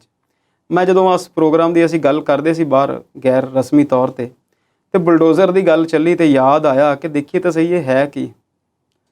1923 ਦੇ ਵਿੱਚ ਕਾਂਸ ਅਮਰੀਕਾ ਦੇ ਵਿੱਚ ਇੱਕ ਫਾਰਮਰ ਨੇ ਇੱਕ ਮਸ਼ੀਨ ਤਿਆਰ ਕੀਤੀ ਕਿ ਜਿੱਥੇ ਟੋਏ ਟਿੱਬੇ ਹੋਣ ਜਾਂ ਵੱਡੀ ਮਿੱਟੀ ਜਾਂ ਵੱਡੀ ਕੋਈ ਜਗ੍ਹਾ ਸਾਫ਼ ਸੂਫ ਕਰਨੀ ਹੋਵੇ, ਕੋਈ ਵੱਡਾ ਮਲਬਾ ਹਟਾਉਣਾ ਹੋਵੇ ਤੇ ਉਹਨੇ ਟਰੈਕਟਰ ਦੇ ਉੱਤੇ ਇੱਕ ਵੱਡਾ ਬਲੇਡ ਲਾਤਾ ਤੇ ਉਹਨੂੰ ਉਹਨੇ ਬੁਲਡੋਜ਼ਰ ਬਣਾਤਾ। 1925 ਦੇ ਵਿੱਚ ਉਹਨੇ ਪੇਟੈਂਟ ਕਰਾਇਆ ਤੇ ਆਮ ਹੀ ਖੇਤੀ ਲਈ ਇਹ ਜਿਹੜੀ ਮਸ਼ੀਨ ਆ ਉਹ ਵਰਤੀ ਜਾਣ ਲੱਗੀ। ਪਹਿਲਾਂ ਇਹਨੂੰ ਟਾਇਰ ਨਹੀਂ ਹੁੰਦੇ ਸੀ, ਚੇਨ ਨਾਲ ਇਹਨੂੰ ਟਰਾਲੀ ਤੇ ਜਾਂ ਉੱਤੇ ਦੂਸਰੇ ਤਰੀਕੇ ਨਾਲ ਪੁੱਲ ਕਰਕੇ ਲਿਜਾਇਆ ਜਾਂਦਾ ਸੀ। ਬਾਅਦ ਵਿੱਚ ਇਹਨੂੰ ਟਾਇਰ ਲਾ ਦਿੱਤੇ ਗਏ ਤੇ ਬੁਲਡੋਜ਼ਰ ਦੇ ਨਾਲ ਹੀ ਜੁੜੀ ਹੋਈ ਇਹ ਸਾਰੀ ਕਹਾਣੀ ਜਿਹੜੀ ਆ ਅੱਜ ਅਸੀਂ ਡਿਸਕਸ ਕਰਨੀ ਆ। ਯੂਪੀ ਦੇ ਵਿੱਚ ਬੀਤੇ ਸਰਕਾਰ ਨੇ, ਜਿਹੜੀ ਯੋਗੀ ਸਰਕਾਰ ਸੀ, ਹੁਣ ਵੀ ਉਹੀ ਆ ਰਿਪੀਟ ਹੋ ਕੇ ਆਈ ਆ, ਉਹਨਾਂ ਨੇ ਕਈ ਜਗ੍ਹਾ ਦੇ ਉੱਤੇ ਇਨਸਾਫ ਕਰਨ ਲਈ ਬੁਲਡੋਜ਼ਰ ਵਰਤਿਆ। ਕੁਝ ਗੈਂਗਸਟਰ ਸੀਗੇ, ਉਹਨਾਂ ਦੇ ਘਰ ਢਾਹ ਦਿੱਤੇ ਗਏ ਬੁਲਡੋਜ਼ਰ ਦੇ ਨਾਲ। ਕੁਝ ਜਿਹੜੀਆਂ ਗੈਰ ਕਾਨੂੰਨੀ ਇਮਾਰਤਾਂ ਬਣੀਆਂ ਹੋਈਆਂ ਸੀ ਉਹਨਾਂ ਨੂੰ ਢਾਉਣ ਲਈ ਬੁਲਡੋਜ਼ਰ ਦੀ ਵਰਤੋਂ ਕੀਤੀ ਗਈ। ਉਹਦੇ ਵਿੱਚ ਯੂਪੀ ਦੀ ਸਮਾਜਵਾਦੀ ਪਾਰਟੀ ਦੇ ਵੱਡੇ ਲੀਡਰਾਂ ਦੇ ਘਰ ਜਾਂ ਉਹਨਾਂ ਦੀਆਂ ਜਿਹੜੀਆਂ ਗੈਰ ਕਾਨੂੰਨੀ ਕਬਜ਼ੇ ਸੀ ਉਹ ਵੀ ਢਾਏ ਗਏ। ਫਿਰ ਅਚਾਨਕ ਇੱਕ ਸਮਾਂ ਆਇਆ, ਇੱਕ ਧਾਰਮਿਕ ਸੰਮੇਲਨ ਸੀ ਭਾਰਤ ਦੇ ਵਿੱਚ, ਰਾਮਨੌਮੀ ਇੱਕ ਦਿਨ ਸੀ, ਸੰਮੇਲਨ ਨਹੀਂ ਸੌਰੀ, ਇੱਕ ਦਿਨ ਮਨਾਇਆ ਜਾਂਦਾ। ਉਸ ਦਿਨ ਇੱਕ ਹਿੰਸਾ ਹੋ ਗਈ ਮੁਸਲਮਾਨਾਂ ਦੀ ਤੇ ਹਿੰਦੂਆਂ ਦੀ, ਦੋ ਕੌਮਾਂ ਦੀ ਆਪਸ ਦੇ ਵਿੱਚ, ਦੋ ਮਜ਼ਹਬ ਦੇ ਲੋਕਾਂ ਦੀ। ਉਸ ਤੋਂ ਬਾਅਦ ਅਗਲੇ ਦਿਨ ਹੀ ਮੱਧ ਪ੍ਰਦੇਸ਼ ਦੇ ਖਰਗਾਓਂ ਦੇ ਵਿੱਚ ਬੁਲਡੋਜ਼ਰ ਚੱਲਿਆ ਤੇ ਕੁਝ ਘਰਾਂ ਨੂੰ ਢਾਹ ਦਿੱਤਾ ਗਿਆ। ਬਹੁਤ ਚਰਚਾ ਹੋਈ ਇਸ ਵਿਸ਼ੇ ਨੂੰ ਲੈ ਕੇ ਕਿ ਇਹ ਕੀ ਗੱਲ ਹੈ। ਬਾਅਦ ਵਿੱਚ ਮੱਧ ਪ੍ਰਦੇਸ਼ ਦੇ ਪ੍ਰਸ਼ਾਸਨ ਨੇ ਸਫਾਈ ਦਿੱਤੀ ਕਿ ਇਹ ਜਿਹੜੀ ਬੁਲਡੋਜ਼ਰ ਦੀ ਕਾਰਵਾਈ ਆ ਉਹ ਉਸ ਦੰਗੇ ਨਾਲ ਜੋੜ ਕੇ ਨਾ ਦੇਖੀ ਜਾਵੇ, ਇਹ ਤੇ ਅਤੀਕ੍ਰਮਣ ਹੋਇਆ ਸੀ, ਜਿਹੜੀ ਕਬਜ਼ੇ ਹੋਏ ਸੀ ਤੇ ਉਹਨਾਂ ਨੂੰ ਢਾਉਣ ਨੂੰ ਲੈ ਕੇ ਕੀਤੀ ਗਈ ਆ। ਪਰ ਅਸੀਂ ਜਾਣਦੇ ਹਾਂ ਕਿ ਜਦੋਂ ਮੀਡੀਆ ਕਿਸੇ ਗੱਲ ਤੱਕ ਪਹੁੰਚਦਾ ਆ, ਸਾਰੀਆਂ ਗੱਲਾਂ ਸਾਡੇ ਸਾਹਮਣੇ ਆਉਂਦੀਆਂ ਨੇ ਹੌਲੀ ਹੌਲੀ ਤੇ ਸੱਚ ਜਿਹੜਾ ਹੈ ਉਜਾਗਰ ਹੁੰਦਾ। ਬਾਅਦ ਵਿੱਚ ਇਹ ਗੱਲਾਂ ਸਾਹਮਣੇ ਆਈਆਂ ਕਿ ਸਿਰਫ ਇੱਕ ਖਾਸ ਫਿਰਕੇ ਨਾਲ ਜੁੜੇ ਹੋਏ ਲੋਕਾਂ ਦੇ ਘਰ ਹੀ ਢਾਏ ਗਏ। ਗੱਲ ਉੱਤਰ ਪ੍ਰਦੇਸ਼ ਤੋਂ ਬੁਲਡੋਜ਼ਰ ਬਾਬਾ ਉਹਨੂੰ ਕਹਿਣ ਲੱਗ ਗਿਆ ਸੀ ਤੇ ਇੱਥੇ ਆ ਕੇ ਬੁਲਡੋਜ਼ਰ ਮਾਮਾ ਬਣ ਗਿਆ। ਤੇ ਦੇਸ਼ ਦੇ ਅਸੀਂ ਵੱਖ-ਵੱਖ ਦੇ ਹਿੱਸਿਆਂ ਦੇ ਵਿੱਚ ਪਹਿਲਾਂ ਵੀ ਇਹੋ ਜਿਹੀਆਂ ਕੁਝ ਕਾਰਵਾਈਆਂ ਦੇਖੀਆਂ। ਪਰ ਬੀਤੇ ਦਿਨੀ ਦਿੱਲੀ ਦੇ ਵਿੱਚ ਜਹਾਂਗੀਰਪੁਰੀ ਇੱਕ ਜਿਹੜਾ ਇਲਾਕਾ ਆ, ਉੱਥੇ ਵੀ ਇੱਕ ਧਾਰਮਿਕ ਅਨੁਮਾਦ ਜਿਹੜਾ ਫੈਲਿਆ, ਉੱਥੇ ਵੀ ਲੜਾਈ ਝਗੜਾ ਹੋਇਆ ਦੋ ਫਿਰਕਿਆਂ ਦੇ ਵਿੱਚ, ਖਾਸ ਤੌਰ ਤੇ ਆਪਸ ਦੇ ਵਿੱਚ। ਤੇ ਬੁਲਡੋਜ਼ਰ ਦੀ ਕਹਾਣੀ ਫਿਰ ਉੱਥੇ ਵੀ ਦੁਹਰਾਈ ਗਈ। ਦਿੱਲੀ ਐਮਸੀਡੀ ਜਿਹੜੀ ਉੱਤਰੀ ਦਿੱਲੀ ਐਮਸੀਡੀ ਆ, ਰਾਜ ਇਕਬਾਲ ਸਿੰਘ ਉਹਨਾਂ ਦੇ ਮੇਅਰ ਨੇ, ਤੇ ਉਹਨਾਂ ਨੇ ਵੀ ਦੱਸਿਆ ਕਿ ਇਹ ਜਿਹੜੀ ਕਾਰਵਾਈ ਆ ਉਹ ਉਹਨਾਂ ਦੰਗਿਆਂ ਨੂੰ ਲੈ ਕੇ ਨਹੀਂ ਹੈ, ਇਹ ਵੀ ਜਿਹੜੀ ਆ ਉਹ ਕਬਜ਼ੇ ਹਟਾਉਣ ਵਾਲੀ ਕਾਰਵਾਈ ਹੈ। ਕੁਝ ਲੋਕ ਜਿਨ੍ਹਾਂ ਦੇ ਵਿੱਚ ਇੱਕ ਸੰਤੋਸ਼ ਦਵੇ ਸੁਪਰੀਮ ਕੋਰਟ ਦੇ ਵਕੀਲ ਨੇ, ਉਹ ਸੁਪਰੀਮ ਕੋਰਟ ਪਹੁੰਚੇ ਕਿ ਭਾਰਤ ਸਰਕਾਰ ਨੇ ਜਾਂ ਸਿਆਸੀ ਧਿਰਾਂ ਨੇ ਤੇ ਬੁਲਡੋਜ਼ਰ ਨੂੰ ਇੱਕ ਨਿਆਂ ਦੇਣ ਵਾਲੀ ਚੀਜ਼ ਜਾਂ ਫਿਰ ਇੱਕ ਵੱਖਰੇ ਤਰੀਕੇ ਦੀ ਮਸ਼ੀਨ ਦੇ ਤੌਰ ਤੇ ਵਰਤਣਾ ਸ਼ੁਰੂ ਕਰ ਦਿੱਤਾ। ਹੈਰਾਨੀ ਉਦੋਂ ਹੋਈ ਸਵਲੀਨ ਜੀ ਕਿ ਜਦੋਂ ਸੁਪਰੀਮ ਕੋਰਟ ਨੇ ਸਟੇ ਦਾ ਆਰਡਰ ਦੇ ਦਿੱਤਾ ਕਿ ਇਹਨੂੰ ਰੋਕ ਦਿੱਤਾ ਜਾਵੇ ਤੇ 2 ਹਫ਼ਤੇ ਦਾ ਟਾਈਮ ਦਿੱਤਾ, ਤੇ ਨਾਲ ਹੀ ਉਹਨੇ ਕਿਹਾ ਕਿ ਅਸੀਂ ਇਹਦੀ ਸੁਣਵਾਈ ਕਰਾਂਗੇ, ਇੱਥੇ ਕੋਈ ਬੁਲਡੋਜ਼ਰ ਨਾ ਚਲਾਇਆ ਜਾਵੇ, ਚਾਹੇ ਉਹ ਕਿਸੇ ਵੀ ਤਰੀਕੇ ਦੇ ਨਾਲ ਹੈ, ਉਹਨੂੰ ਰੋਕ ਦਿੱਤਾ ਜਾਵੇ। ਜਦੋਂ ਲੋਕ ਉੱਥੇ ਆਰਡਰ ਲੈ ਕੇ ਪਹੁੰਚੇ ਤੇ ਜਿਹੜੇ ਉੱਥੇ ਦੇ ਲੋਕ ਸੀ, ਪ੍ਰਸ਼ਾਸਨ ਦੇ ਲੋਕ ਸੀ, ਜਿਨ੍ਹਾਂ ਦੇ ਵਿੱਚ ਉਹ ਬੁਲਡੋਜ਼ਰ ਚਲਾਉਣ ਵਾਲੇ ਵੀ ਸੀ, 400 ਤੋਂ ਵੱਧ ਪੁਲਿਸ ਕਰਮੀ ਉੱਥੇ ਤੈਨਾਤ ਕੀਤੇ ਗਏ ਸੀ, ਉਹਨਾਂ ਨੇ ਉਹਨਾਂ ਆਰਡਰਾਂ ਨੂੰ ਮੰਨਣ ਤੋਂ ਇਨਕਾਰ ਕਰ ਦਿੱਤਾ ਕਿ ਹਾਲੇ ਸਾਡੇ ਕੋਲ ਆਰਡਰ ਜਿਹੜੇ ਲਿਖਤੀ ਤੌਰ ਤੇ ਨਹੀਂ ਆਏ। ਤੁਸੀਂ ਦੇਖੋ ਇਸ ਮਾਣਯੋਗ ਸੁਪਰੀਮ ਕੋਰਟ ਦੇ ਨਾਮ ਤੇ ਆਮ ਲੋਕਾਂ ਨੂੰ ਕਿੰਨਾ ਭੈ ਹੈ ਕਿ ਜਦੋਂ ਕਿਸੇ ਵੱਡੇ ਅਫਸਰ ਨੇ ਵੀ ਤਰੀਕ ਭੁਗਤਣ ਜਾਣਾ ਹੋਵੇ ਤੇ ਉੱਥੇ ਉਹਦੀਆਂ ਜਿਹੜੀਆਂ ਨੇ ਇੱਕ ਵਾਰ ਤੇ ਉਹਨੂੰ ਪਸੀਨਾ ਛੁੱਟਦਾ ਹੈ, ਉਹਨੂੰ ਆਪਣੀ ਡਰੈਸ, ਆਪਣੇ ਕੱਪੜੇ, ਆਪਣੇ ਉਹ ਜਿਹੜੇ ਸਾਰੇ ਮਾਰਕੇ ਨੇ ਚੈੱਕ ਕਰਦਾ ਕਿ ਮੈਂ ਅੰਦਰ ਜਾਣਾ ਤੇ ਜੱਜ ਦੇ ਸਾਹਮਣੇ ਪੇਸ਼ ਹੋਣਾ। ਪਰ ਇਹ ਸੱਤਾਧਾਰੀ ਧਿਰ ਕਹਿ ਲਓ ਜਾਂ ਇਹ ਮੌਜੂਦਾ ਪ੍ਰਸ਼ਾਸਨ ਕਹਿ ਲਓ, ਇਹਨਾਂ ਨੇ ਇਹਨਾਂ ਸਾਰੀਆਂ ਚੀਜ਼ਾਂ ਨੂੰ ਇੱਕ ਗਿਣੀ ਮੱਥੀ ਚਾਲ ਬਣਾ ਕੇ ਰੱਖਿਆ ਹੋਇਆ। ਇਹਨਾਂ ਨੂੰ ਪਤਾ ਹੈ ਕਿ ਕੋਰਟ ਵੱਧ ਤੋਂ ਵੱਧ ਆਰਡਰ ਕਰੇਗਾ, ਪ੍ਰਸ਼ਾਸਨਿਕ ਕਾਰਵਾਈ ਤੇ ਫਿਰ ਐਗਜ਼ੀਕਿਊਸ਼ਨ ਤੇ ਫਿਰ ਸਾਡੀਆਂ ਹੀ ਜਿਹੜੀਆਂ ਸੰਸਥਾਵਾਂ ਉਹਨਾਂ ਨੇ ਕਰਨੀਆਂ ਤੇ ਉਹ ਸਾਡੀ ਮੁੱਠੀ 'ਚ ਨੇ। ਅਸੀਂ ਹਾਈ ਕੋਰਟ ਦੇ ਆਰਡਰਾਂ ਦਾ ਜੋ ਹਾਲ ਵੱਖ-ਵੱਖ ਸਮੇਂ ਦੇ ਉੱਤੇ ਦੇਖਦੇ ਹਾਂ, ਖਾਸ ਤੌਰ ਤੇ ਯੂਪੀ ਦੇ ਵਿੱਚ ਲਖੀਮਪੁਰ ਖੀਰੀ ਵਾਲੀ ਘਟਨਾ ਤੋਂ ਬਾਅਦ ਜੋ ਕੁਝ ਅਸੀਂ ਦੇਖਿਆ ਉਹ ਬੜਾ ਅਸ਼ੋਭਨੀय ਹੈ, ਨਿੰਦਨੀय ਹੈ। ਉਹਨੂੰ ਦੇਖ ਕੇ ਫਿਰ ਇਦਾਂ ਲੱਗਦਾ ਹੈ ਕਿ ਕੋਰਟ ਜਿਹੜੀ ਆ ਮਾਣਯੋਗ ਅਸੀਂ ਕਹਿੰਦੇ ਜ਼ਰੂਰ ਹਾਂ, ਪਰ ਬਹੁਤ ਸਾਰੀਆਂ ਧਿਰਾਂ ਜਿਹੜੀਆਂ ਆ ਉਹਨਾਂ ਦੇ ਮਨ ਵਿੱਚ ਇਹਨਾਂ ਦਾ ਮਾਣ ਕੋਈ ਰਹਿ ਨਹੀਂ ਗਿਆ। ਵਰਿੰਦਾ ਕਰਾਤ CPI ਦੀ ਵੱਡੀ ਲੀਡਰ, ਉਹਨਾਂ ਨੇ ਉੱਥੇ ਆਪ ਜਾ ਕੇ ਕਿਹਾ, ਦੇਖਿਆ, ਫਿਰ ਉਹ ਦੁਬਾਰਾ ਜਾ ਕੇ ਆਰਡਰ ਲੈ ਕੇ ਆਏ। ਲਿਖਤੀ ਕਾਪੀ ਦੇਣ ਤੋਂ ਬਾਅਦ ਹੀ ਜਿਹੜਾ ਆ ਉਹ ਉੱਥੇ ਕੰਮਕਾਰ ਰੁਕਿਆ। ਅੱਜ ਵੀ ਸੁਣਵਾਈ ਹੋਈ ਤੇ ਮਾਣਯੋਗ ਕੋਰਟ ਨੇ ਕਿਹਾ ਕਿ 2 ਹਫ਼ਤੇ ਤੱਕ ਇੱਥੇ ਕੋਈ ਢਾਹ ਢੁਆਈ ਜਾਂ ਬੁਲਡੋਜ਼ਰ ਨਾ ਚਲਾਇਆ ਜਾਵੇ। ਬਹੁਤ ਨਾਰਾਜ਼ਗੀ ਵੀ ਪ੍ਰਗਟ ਕੀਤੀ ਕਿ ਸਾਡੇ ਆਰਡਰ ਦੇਣ ਤੋਂ ਬਾਅਦ ਵੀ ਜਿਹੜੇ ਆ ਇਹ ਸਾਰੀਆਂ ਚੀਜ਼ਾਂ ਉਹ ਚੱਲਦੀਆਂ ਰਹੀਆਂ। ਹੋ ਸਕਦਾ ਹੈ, ਅਸੀਂ ਇਸ ਗੱਲ ਦੀ ਬਿਲਕੁਲ ਤਸ਼ਬੀਹ ਨਹੀਂ ਕਰਦੇ, ਅਸੀਂ ਕੋਈ ਗਰੰਟੀ ਨਹੀਂ ਲੈਂਦੇ ਕਿ ਸਿਰਫ ਔਰ ਸਿਰਫ ਕਿਸੇ ਖਾਸ ਫਿਰਕੇ ਨਾਲ ਹੀ ਢਾਹ ਢੁਆਈ ਹੋ ਰਹੀ ਹੈ ਜਾਂ ਦੰਗਿਆਂ ਦੀ ਜਿਹੜੀ ਕਾਰਵਾਈ ਆ ਉਹਦੇ ਲਈ ਹੋ ਰਹੀ ਆ। ਪਰ ਸ਼ਬਦ ਇੱਕ ਅਜਿਹੀ ਚੀਜ਼ ਹੈ ਜਦੋਂ ਨਿਕਲ ਜਾਂਦੀ ਉਹ ਵਾਪਸ ਮੂੰਹ 'ਚ ਨਹੀਂ ਵੜਦੀ। ਮੱਧ ਪ੍ਰਦੇਸ਼ ਤੋਂ ਮੈਨੂੰ ਯਾਦ ਆਇਆ ਕਿ ਰਾਹੁਲ ਗਾਂਧੀ ਤੇ ਮਨੀਸ਼ ਸਿਸੋਦੀਆ ਵੀ ਕੁਝ ਕਹਿੰਦੇ ਸੀ। ਬਿਲਕੁਲ ਜੀ, ਮੈਂ ਇੱਕ ਥੋੜਾ ਜਿਹਾ ਸੈਂਟੈਂਸ ਪੂਰਾ ਕਰ ਲਾਂ ਜੇ ਤੁਸੀਂ ਕਹੋ ਤੇ ਫਿਰ ਰਾਹੁਲ ਗਾਂਧੀ ਦੀ ਆਪਾਂ ਗੱਲ ਕਰਦੇ ਹਾਂ। ਨਰੋਤਮ ਮਿਸ਼ਰਾ ਮੱਧ ਪ੍ਰਦੇਸ਼ ਦੇ ਗ੍ਰਹਿ ਮੰਤਰੀ ਨੇ, ਤੇ ਜਦੋਂ ਉੱਥੇ ਇੱਕ ਘਟਨਾ ਹੋਈ ਖਰਗਾਉਂ ਦੇ ਵਿੱਚ ਤੇ ਉਹਨਾਂ ਨੇ ਇੱਕ ਬਿਆਨ ਦਿੱਤਾ ਜਿਹੜਾ ਅੱਜ ਵੀ ਉਹ ਬੋਲ ਰਿਹਾ ਹੈ ਹਵਾ ਦੇ ਵਿੱਚ। ਉਹਨਾਂ ਨੇ ਕਿਹਾ ਕਿ ਜਿਹਨਾਂ ਘਰਾਂ ਤੋਂ ਪੱਥਰ ਆਏ ਸੀ ਉਹਨਾਂ ਘਰਾਂ ਨੂੰ ਅਸੀਂ ਪੱਥਰ ਬਣਾ ਦਿਆਂਗੇ। ਹੁਣ ਪੱਥਰ ਕਿਹਨਾਂ ਘਰਾਂ ਤੋਂ ਆਏ ਤੇ ਗ੍ਰਹਿ ਮੰਤਰੀ ਕੋਲ ਇੰਨੀ ਪਾਵਰ ਕਿੱਥੋਂ ਹੈ ਕਿ ਉਹ ਉਹਨਾਂ ਘਰਾਂ ਨੂੰ ਪੱਥਰ ਬਣਾ ਦੇਣ ਜਾਂ ਉਹਨਾਂ ਘਰਾਂ ਨੂੰ ਪੱਥਰਾਂ ਦੇ ਢੇਰ ਬਣਾ ਦੇਣ? ਕੀ ਪੁਲਿਸ ਪ੍ਰਸ਼ਾਸਨ, ਕੀ FIR, ਕੀ ਕੋਰਟ, ਕੀ ਨਿਆਂ, ਇਹ ਸਾਰੀਆਂ ਪ੍ਰਣਾਲੀਆਂ ਖਤਮ ਹੋਣ ਤੋਂ ਬਾਅਦ ਇਹ ਜਿਹੜੀ ਸੱਤਾਧਾਰੀ ਧਿਰ ਹੈ ਇਹਨਾਂ ਕੋਲ ਸਿਰਫ ਔਰ ਸਿਰਫ ਬੁਲਡੋਜ਼ਰ ਨਾਂ ਦੀ ਮਸ਼ੀਨ ਨਵੀਂ ਨਿਆਇਕ ਵਿਵਸਥਾ ਦਾ ਜਿਹੜਾ ਆ ਉਹ ਪ੍ਰਬੰਧ ਕਰਦੀ ਆ। ਇਹ ਇੱਕ ਸੋਚਣ ਵਾਲੀ ਗੱਲ ਹੈ। ਮੈਨੂੰ ਕਈ ਵਾਰ ਘਟਨਾਵਾਂ ਪਰੇਸ਼ਾਨ ਕਰਦੀਆਂ ਨੇ ਤੇ ਫਿਰ ਇੱਦਾਂ ਲੱਗਿਆ ਕਿ ਤੁਸੀਂ ਕੁਝ ਗਲਤ ਕਰਦੇ ਹੋ ਤੇ ਬਾਅਦ ਵਿੱਚ ਪੁਲਿਸ ਹੀ ਤੁਹਾਡਾ ਘਰ ਆ ਕੇ ਬੁਲਡੋਜ਼ਰ ਨਾਲ ਢਾਹ ਦੇਵੇ ਤੇ ਜਿਹੜੇ ਘਰ ਦੇ ਵਿੱਚ ਲੋਕ ਨੇ ਉਹਨਾਂ ਦਾ ਕੀ ਕਸੂਰ ਹੈ? ਇਹ ਸਾਰੀਆਂ ਚੀਜ਼ਾਂ ਜਿਹੜੀਆਂ ਦੇਖਣੀਆਂ ਬਣਦੀਆਂ ਨੇ। ਪਰ ਇਹ ਨਵੀਂ ਤਰ੍ਹਾਂ ਦੀ ਸਰਕਾਰ ਹੈ, ਨਵੇਂ ਤਰ੍ਹਾਂ ਦਾ ਪ੍ਰਸ਼ਾਸਨ ਹੈ। ਅਸਲ ਦੇ ਵਿੱਚ ਇਹਨਾਂ ਘਟਨਾਵਾਂ ਦੇ ਪਿੱਛੇ ਹੋਰ ਬਹੁਤ ਸਾਰੀਆਂ ਲੁਕਵੀਆਂ ਘਟਨਾਵਾਂ ਜਾਂ ਜਿਹੜੀਆਂ ਇੱਕ ਪਲੈਨਿੰਗਸ ਜਿਹੜੀਆਂ ਨੇ ਉਹ ਚੱਲਦੀਆਂ ਨੇ। ਅਸੀਂ ਉਹਨਾਂ ਦੀ ਗੱਲ ਵੀ ਕਰਦੇ ਹਾਂ। ਪਹਿਲਾਂ ਗੱਲ ਕਰਦੇ ਹਾਂ ਰਾਹੁਲ ਗਾਂਧੀ ਦੀ। ਉਹਨਾਂ ਨੇ ਵੀ ਕਿਹਾ ਕਿ ਇਹ ਬੁਲਡੋਜ਼ਰ ਜਿਹੜਾ ਆ ਇਹ ਜਿਹੜਾ ਕੰਮ ਹੈ ਸੰਵਿਧਾਨ ਨੂੰ ਢਾਉਣ ਵਾਲਾ ਜਾਂ ਸਾਡੇ ਦੇਸ਼ ਦੇ ਵਿੱਚ ਹਿੰਸਾ ਦੀ ਇੱਕ ਨਵੀਂ ਪਿਰਤ ਜਿਹੜੀ ਪਾਈ ਆ ਉਹਨੂੰ ਬੰਦ ਕਰਨਾ ਚਾਹੀਦਾ। ਦੇਖੋ ਗੱਲ ਤੇ ਫਿਰ ਸੋਸ਼ਲ ਮੀਡੀਆ ਦੇ ਉੱਤੇ ਬਹੁਤ ਸਾਰੀਆਂ ਚੀਜ਼ਾਂ ਸਾਡੇ ਸਾਹਮਣੇ ਆਉਂਦੀਆਂ ਨੇ। ਕਈ ਲੋਕਾਂ ਨੇ ਇਸ ਗੱਲ ਦੀ ਵੀ ਮੰਗ ਕੀਤੀ ਹੈ ਕਿ ਕਿਉਂ ਨਾ ਇਸ ਬੁਲਡੋਜ਼ਰ ਨੂੰ ਜਿੰਨੇ ਕੇਸ ਚੱਲਦੇ ਨੇ ਵੱਡੇ ਵੱਡੇ ਲੀਡਰਾਂ ਦੇ ਉੱਤੇ ਉਹਨਾਂ ਦੇ ਘਰਾਂ ਦੇ ਉੱਤੇ ਚਲਾਇਆ ਜਾਵੇ। ਤੇ ਉਹ ਲਖੀਮਪੁਰ ਖੀਰੀ ਵਾਲੀ ਘਟਨਾ ਨਾਲ ਵੀ ਉਹਨਾਂ ਨੇ ਜੋੜ ਕੇ ਦੇਖਿਆ ਕਿ ਕਿਉਂ ਨਾ ਗ੍ਰਹਿ ਰਾਜ ਮੰਤਰੀ ਦੇ ਘਰ ਤੇ ਵੀ ਬੁਲਡੋਜ਼ਰ ਚਲਾ ਦਿੱਤਾ ਜਾਵੇ, ਜਿਨ੍ਹਾਂ ਨੂੰ ਤੁਸੀਂ ਜ਼ਮਾਨਤ ਵੀ ਦੇ ਦਿੱਤੀ ਸੀ। ਆਮ ਆਦਮੀ ਪਾਰਟੀ ਦਿੱਲੀ ਦੇ ਡਿਪਟੀ ਮੁੱਖ ਮੰਤਰੀ ਤੇ ਸਿੱਖਿਆ ਮੰਤਰੀ ਮਨੀਸ਼ ਸਿਸੋਦੀਆ ਨੇ ਕਿਹਾ ਕਿ ਕਿਉਂ ਨਾ ਬੀਜੇਪੀ ਦੇ ਜਿਹੜੇ ਵੱਡੇ ਵੱਡੇ ਹੈੱਡਕੁਆਟਰਸ ਨੇ ਉਹਨਾਂ ਦੇ ਹੀ ਬਲਡੋਜ਼ਰ ਚਲਾਤੇ ਜਾਣ। ਹਾਲਾਂਕਿ ਅਸੀਂ ਇਹਨਾਂ ਗੱਲਾਂ ਦੀ ਪੁਸ਼ਟੀ ਬਿਲਕੁਲ ਨਹੀਂ ਕਰਦੇ, ਅਸੀਂ ਇੱਦਾਂ ਚਾਹੁੰਦੇ ਵੀ ਨਹੀਂ, ਪਰ ਸਰਕਾਰ ਜਿਸ ਤਰੀਕੇ ਦਾ ਇਨਸਾਫ ਦੇ ਰਹੀ ਹੈ, ਸਰਕਾਰ ਜਿਸ ਤਰੀਕੇ ਦੇ ਨਾਲ ਇਹ ਸਾਰਾ ਕੁਝ ਕਰ ਰਹੀ ਹੈ, ਉਹ ਬਹੁਤ ਹੀ ਮੰਦਭਾਗਾ ਹੈ।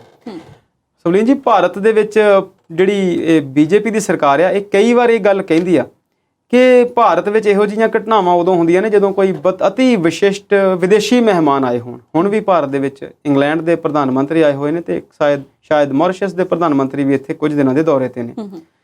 ਸੰਯੋਗ ਦੇ ਨਾਲ ਅੱਜ ਉਹਨਾਂ ਦਾ ਦੌਰਾ ਗੁਜਰਾਤ ਦੇ ਵਿੱਚ ਸੀ। ਉਹ ਵੱਡੇ ਉਦਯੋਗਪਤੀ ਅਡਾਨੀ ਨੂੰ ਵੀ ਮਿਲੇ ਨੇ ਤੇ JCB ਇੱਕ ਕੰਪਨੀ ਹੈ ਜਿਹੜੀ ਬੁਲਡੋਜ਼ਰ ਬਣਾਉਂਦੀ ਆ, ਉਹਨਾਂ ਦੇ ਕੰਪਨੀ ਦੇ ਅਗਲੇ ਇੱਕ ਫੈਕਟਰੀ ਦਾ ਉਦਘਾਟਨ ਵੀ ਉਹਨਾਂ ਨੇ ਕੀਤਾ ਤੇ ਉਹ ਵੀ ਬੁਲਡੋਜ਼ਰ ਤੇ ਬੈਠੇ ਦੇਖੇ ਗਏ।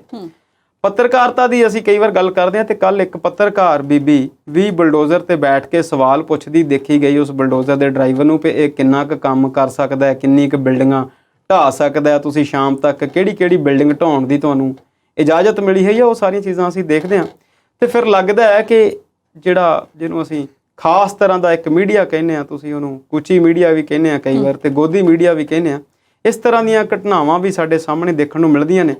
ਕੁੱਲ ਮਿਲਾ ਕੇ ਦੇਖੋ, ਅਸੀਂ ਜਦੋਂ ਰਾਜਨੀਤੀ ਦੀ ਗੱਲ ਕਰਦੇ ਹਾਂ, ਰਾਜਨੀਤੀ ਦੇ ਵਿੱਚ ਤੁਸੀਂ ਇੱਕ ਐਗਜ਼ਾਮਪਲ ਪੇਸ਼ ਕਰ ਦਿੰਦੇ ਆ। ਇਸ ਵਾਰ ਤੁਸੀਂ ਇਸ ਸਰਕਾਰ ਨੇ ਇਹ ਗੱਲ ਸਾਡੇ ਸਾਹਮਣੇ ਰੱਖ ਦਿੱਤੀ ਕਿ ਜੇ ਤੁਸੀਂ ਤੁਰੰਤ ਨਿਆਂ ਕਰਨਾ ਜਾਂ ਕਿਸੇ ਮਾੜੀ ਧਿਰ ਨੂੰ ਦਬਾਉਣਾ ਜਾਂ ਕਿਸੇ ਵੀ ਤਕੜੀ ਨੂੰ ਵੀ ਜੇ ਦਬਾਉਣਾ ਤਾਂ ਤੁਸੀਂ ਬੁਲਡੋਜ਼ਰ ਦਾ ਇਸਤੇਮਾਲ ਕਰ ਲਓ। ਤੇ ਹੋ ਸਕਦਾ ਹੈ ਆਉਣ ਵਾਲੇ ਸਮੇਂ ਦੇ ਵਿੱਚ ਸਰਕਾਰਾਂ ਫਿਰ ਇਹੋ ਜਿਹੇ ਕੰਮਾਂ ਲਈ ਡਾਇਨਾਮਾਈਟ ਦਾ ਇਸਤੇਮਾਲ ਵੀ ਕਰਨ ਜੀ। ਆਉਣ ਵਾਲੇ ਸਾਲ ਨੂੰ ਛੱਡ ਕੇ 23 ਨੂੰ ਛੱਡ ਕੇ 24 ਦੇ ਵਿੱਚ ਚੋਣਾਂ ਹੋਣੀਆਂ ਨੇ ਤੇ ਬਹੁਤ ਸਾਰੇ ਸਿਆਸੀ ਮਾਹਰ ਇਹ ਸਾਰੀਆਂ ਘਟਨਾਵਾਂ ਨੂੰ ਫਿਰ ਬੀਜੇਪੀ ਦੇ ਉਸੇ ਚਸ਼ਮੇ ਤੋਂ ਦੇਖਦੀਆਂ ਨੇ ਕਿ ਇਹਨਾਂ ਨੇ ਜਿਹੜੀ ਉਹ ਫਿਰਕੂ ਵੰਡ ਹੈ ਉਹਨੂੰ ਫਿਰ ਇੱਕ ਵਾਰ ਤੱਤੀ ਕਰਨ ਦਾ ਜਿਹੜਾ ਯਤਨ ਆ ਉਹਦੇ ਲਈ ਬੁਲਡੋਜ਼ਰ ਦੀ ਵਰਤੋਂ ਕਰ ਰਹੀਆਂ ਨੇ। ਪਰ ਇਹ ਜੋ ਵੀ ਹੋ ਰਿਹਾ ਹੈ ਇਹ ਭਾਰਤ ਦੀਆਂ ਲੋਕਤੰਤਰਿਕ ਪ੍ਰਕਿਰਿਆਵਾਂ ਲਈ ਚੰਗਾ ਨਹੀਂ। ਬੋਰਿਸ ਜੌਨਸਨ ਵੀ ਆਏ ਹੋਏ ਨੇ ਇੱਥੇ, ਹੋਰ ਪ੍ਰਧਾਨ ਮੰਤਰੀ ਵੀ ਆਏ ਹੋਏ ਨੇ। ਉਹਦੇ ਨਾਲ ਵਿਦੇਸ਼ੀ ਮੀਡੀਆ ਵੀ ਇਹਨਾਂ ਸਾਰੀਆਂ ਚੀਜ਼ਾਂ ਨੂੰ ਕਵਰ ਕਰਦਾ ਹੈ ਤੇ ਇੱਕ ਚੰਗੀ ਛਵੀ ਜਿਹੜੀ ਅਸੀਂ ਬਣਾਉਣ ਦੇ ਵਿੱਚ ਨਾਕਾਮਯਾਬ ਰਹਿੰਦੇ ਹਾਂ ਜੀ। ਰੁਕ ਕਰਾਂਗੇ ਹੁਣ ਪੰਜਾਬ ਦੀ ਰਾਜਨੀਤੀ ਵੱਲ, ਪਰ ਇਸ ਵੇਲੇ ਵੇਲਾ ਇੱਕ ਛੋਟੇ ਜਿਹੇ ਬ੍ਰੇਕ ਦਾ ਹੈ। ਜਲਦ ਹਾਜ਼ਰ ਹੁੰਦੇ ਹਾਂ।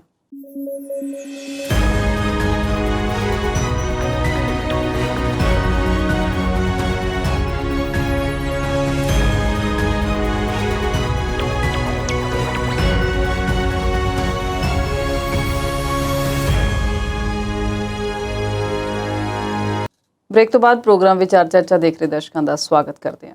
ਸ਼ਰਮਾ ਜੀ, ਗੱਲ ਹੁਣ ਮੈਂ ਕਰਨੀ ਜੇ ਸਿਆਣੇ ਬਿਆਣੇ ਸਿਆਸਤਦਾਨ ਸੁਨੀਲ ਜਾਖੜ ਦੀ, ਜਿਨ੍ਹਾਂ ਨੇ ਐਲਾਨ ਕੀਤਾ ਕਿ ਮੈਂ ਸਰਗਰਮ ਰਾਜਨੀਤੀ ਤੋਂ ਬਿਲਕੁਲ ਪਰੇ ਹਾਂ, ਪਰ ਚੁੰਡੀਆਂ ਵੱਢਣੋਂ ਨਹੀਂ ਹਟਦੇ।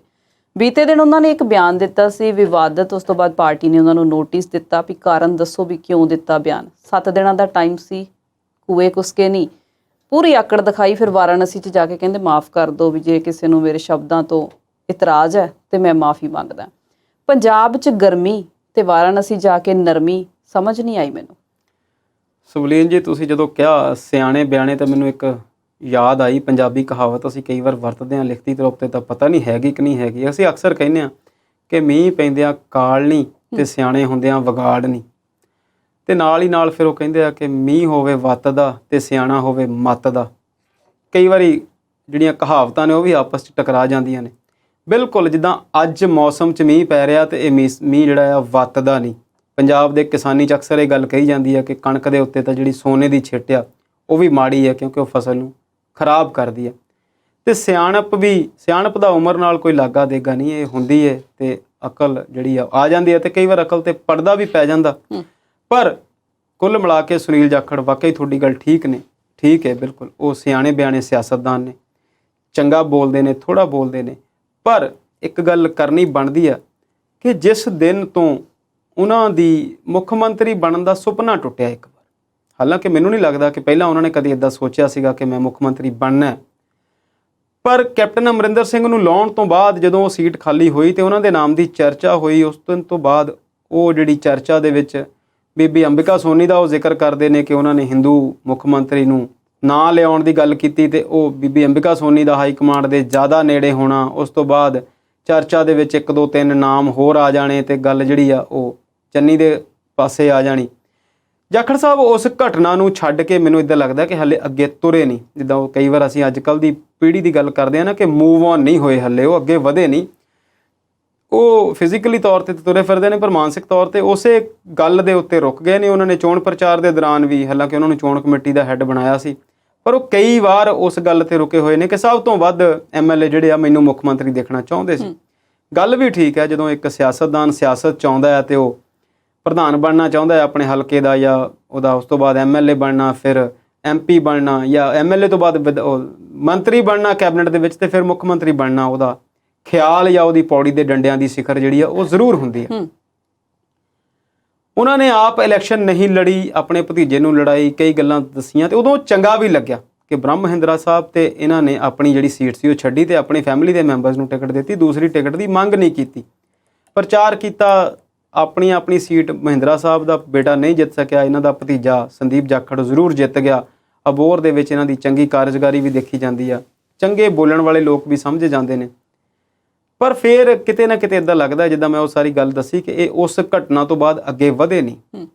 ਚੰਨੀ ਸਾਹਿਬ ਨੂੰ ਲੈ ਕੇ ਇਹਨਾਂ ਨੇ ਕੁਝ ਅਜਿਹੀ ਗੱਲ ਕੀਤੀ ਕਿ ਉਹਨਾਂ ਨੂੰ ਇਹਨਾਂ ਨੇ ਦੱਸਿਆ ਕਿ ਛੋਟੇ ਲੋਕ ਸੀ ਜਾਂ ਜੁੱਤੀ ਵਰਗੇ ਲੋਕ ਜਿਹੜੇ ਸਿਰ ਤੇ ਬਿਠਾ ਲਏ ਤੇ ਪਾਰਟੀ ਦਾ ਨੁਕਸਾਨ ਹੋਇਆ। ਕੁਝ ਅਜਿਹੀਆਂ ਜਿਹੜੀਆਂ ਗੱਲਾਂ ਤੁਸੀਂ ਜਿਨ੍ਹਾਂ ਨੂੰ ਕਹਿ ਦਿੰਦੇ ਆ, ਕਈ ਵਾਰ ਤੁਸੀਂ ਆਪ ਹੀ ਕਹਿੰਦੇ ਹੁੰਦੇ ਆ ਕਿ ਬਿਲੋ ਦਾ ਬੈਲਟ ਸ਼ਬਦ ਜਿਹੜੇ ਨੇ ਯੂਜ਼ ਕੀਤੇ ਗਏ। ਉਸ ਤੋਂ ਬਾਅਦ ਇਹਨਾਂ ਨੇ ਮਾਫੀ ਵੀ ਇੱਕ ਦੋ ਵਾਰ ਮੰਗੀ, ਹਾਈ ਕਮਾਂਡ ਤੋਂ ਨੋਟਿਸ ਆ ਗਿਆ ਤੇ ਨੋਟਿਸ ਨੂੰ ਇਹਨਾਂ ਨੇ ਰੱਜ ਕੇ ਆਣੇ ਡਿੱਠ ਕੀਤਾ ਕਿ ਮੈਂ ਨਹੀਂ ਜਵਾਬ ਦੇਣਾ, ਜੋ ਹਾਈ ਕਮਾਂਡ ਨੇ ਕਰਨਾ ਹੈ ਉਹ ਕਰ ਲੈ। ਇਸੇ ਕਹਾਣੀ ਦੇ ਪਿੱਛੇ ਰੱਖ ਕੇ ਅਸੀਂ ਕਈ ਵਾਰ ਕਈ ਨੋਟਿਸ ਦੇਖੇ ਵੀ ਕਿਹਨੂੰ ਨੋਟਿਸ ਦਿੱਤਾ ਤੇ ਕਦੋਂ ਹਾਈ ਕਮਾਂਡ ਨੇ ਨੋਟਿਸ ਜਿਹੜੇ ਆ ਉਹਨਾਂ ਦੀ ਚਰਚਾ ਕੀਤੀ ਤੇ ਕਿੰਨੇ ਕੁ ਹਾਈ ਕਮਾਂਡ ਨੇ ਨੋਟਿਸ ਜਿਹੜੇ ਆ ਉਹ ਗੌਲੇ। ਪਰ ਫਿਰ ਅਚਾਨਕ ਉਹ ਕੱਲ ਦਿਨ ਸੀ ਸ਼ਾਇਦ ਹਫਤੇ ਦਾ ਨੋਟਿਸ ਦੇਣ ਦਾ, ਤੇ ਅੱਜ ਸੀਗਾ ਕਿ ਹਾਈ ਕਮਾਂਡ ਮੀਟਿੰਗ ਕਰੇਗੀ, ਇਹਨਾਂ ਨੂੰ ਬਾਹਰ ਕੱਢਿਆ ਜਾਵੇਗਾ ਜਾਂ ਅੰਦਰ ਰੱਖਿਆ ਜਾਵੇਗਾ। ਬਹੁਤ ਸਾਰੀਆਂ ਕਿਆਸ ਰਾਈਆਂ ਲੱਗਦੀਆਂ ਸੀ ਤੇ ਅੱਜ ਜਾਖੜ ਸਾਹਿਬ ਅਚਾਨਕ ਵਾਰਾਣਸੀ ਸ਼ਹਿਰ ਦੇ ਵਿੱਚ ਉਸ ਜਗ੍ਹਾ ਤੇ ਪਹੁੰਚਦੇ ਨੇ ਜਿੱਥੇ ਸ੍ਰੀ ਗੁਰੂ ਰਵਿਦਾਸ ਮਹਾਰਾਜ ਜੀ ਦਾ ਜਨਮ ਸਥਾਨ ਹੈ। ਉੱਥੇ ਜਾ ਕੇ ਉਹ ਕਹਿੰਦੇ ਨੇ ਕਿ ਮੈਂ ਉਸ ਕਮੇਟੀ ਅੱਗੇ ਪੇਸ਼ ਹੋ ਕੇ ਕਹਿੰਦੇ ਨੇ ਕਿ ਮੈਂ ਕਿਸੇ ਵੀ ਖਾਸ ਜਾਤੀ ਜਾਂ ਧਰਮ ਨੂੰ ਕੁਝ ਨਹੀਂ ਕਿਹਾ, ਮੇਰੇ ਕਹਿਣ ਦਾ ਇਹ ਅਰਥ ਨਹੀਂ ਸੀ, ਜੇਕਰ ਫਿਰ ਵੀ ਤੁਹਾਨੂੰ ਕਿਸੇ ਨੂੰ ਖੇਦ ਲੱਗਿਆ ਤੇ ਮੈਂ ਮਾਫੀ ਮੰਗਦਾ। ਗੱਲ ਤੇ ਤੁਹਾਡੀ ਠੀਕ ਹੈ ਕਿ ਜਦੋਂ ਤੁਸੀਂ ਸਿਆਸਤ 'ਚ ਨਹੀਂ ਹੋ, ਸਿਆਸਤ ਛੱਡ ਚੁੱਕੇ ਹੋ, ਫਿਰ ਤੁਸੀਂ ਇਹ ਆਪਣੀਆਂ ਇਹੋ ਜਿਹੀਆਂ ਗੱਲਾਂ ਜਿਹੜੀਆਂ ਉਹ ਕਿਉਂ ਕਰਦੇ ਹੋ? ਇੱਕ ਅਖਬਾਰ ਨੇ ਲਿਖਿਆ, ਕਹਿੰਦੇ ਵੀ ਸੁਨੀਲ ਜਾਖੜ ਦਾ ਬੜਾ ਨੇੜਲਾ ਕੋਈ ਕਹਿੰਦਾ ਸੁਨੀਲ ਜਾਖੜ ਨੂੰ ਹੁਣ ਕੋਈ ਫਰਕ ਨਹੀਂ ਪੈਂਦਾ, ਪਾਰਟੀ ਹਾਈ ਕਮਾਂਡ ਜੋ ਮਰਜ਼ੀ ਕਰੇ। ਜਦੋਂ ਤੋਂ ਚੰਨੀ ਮੁੱਖ ਮੰਤਰੀ ਬਣੇ, ਦੋ ਬੰਦੇ ਬੜੇ ਔਖੇ ਭਾਰੇ ਹੋਏ, ਇੱਕ ਤਾਂ ਸੁਨੀਲ ਜਾਖੜ ਤੇ ਨਵਜੋਤ ਸਿੰਘ ਸਿੱਧੂ ਵੀ ਕਾਫੀ ਸੁਰਖੀਆਂ 'ਚ ਰਹੇ। ਅੱਜ ਫਿਰ ਉਹ 3 ਜਾਣਿਆਂ ਨੂੰ ਲੈ ਕੇ ਰਾਜਪਾਲ ਨੂੰ ਮਿਲਣ ਗਏ, ਕਹਿੰਦੇ ਨੇ ਬਿਜਲੀ ਮੁੱਦੇ ਤੇ ਗੱਲਬਾਤ ਕਰਨ ਗਏ।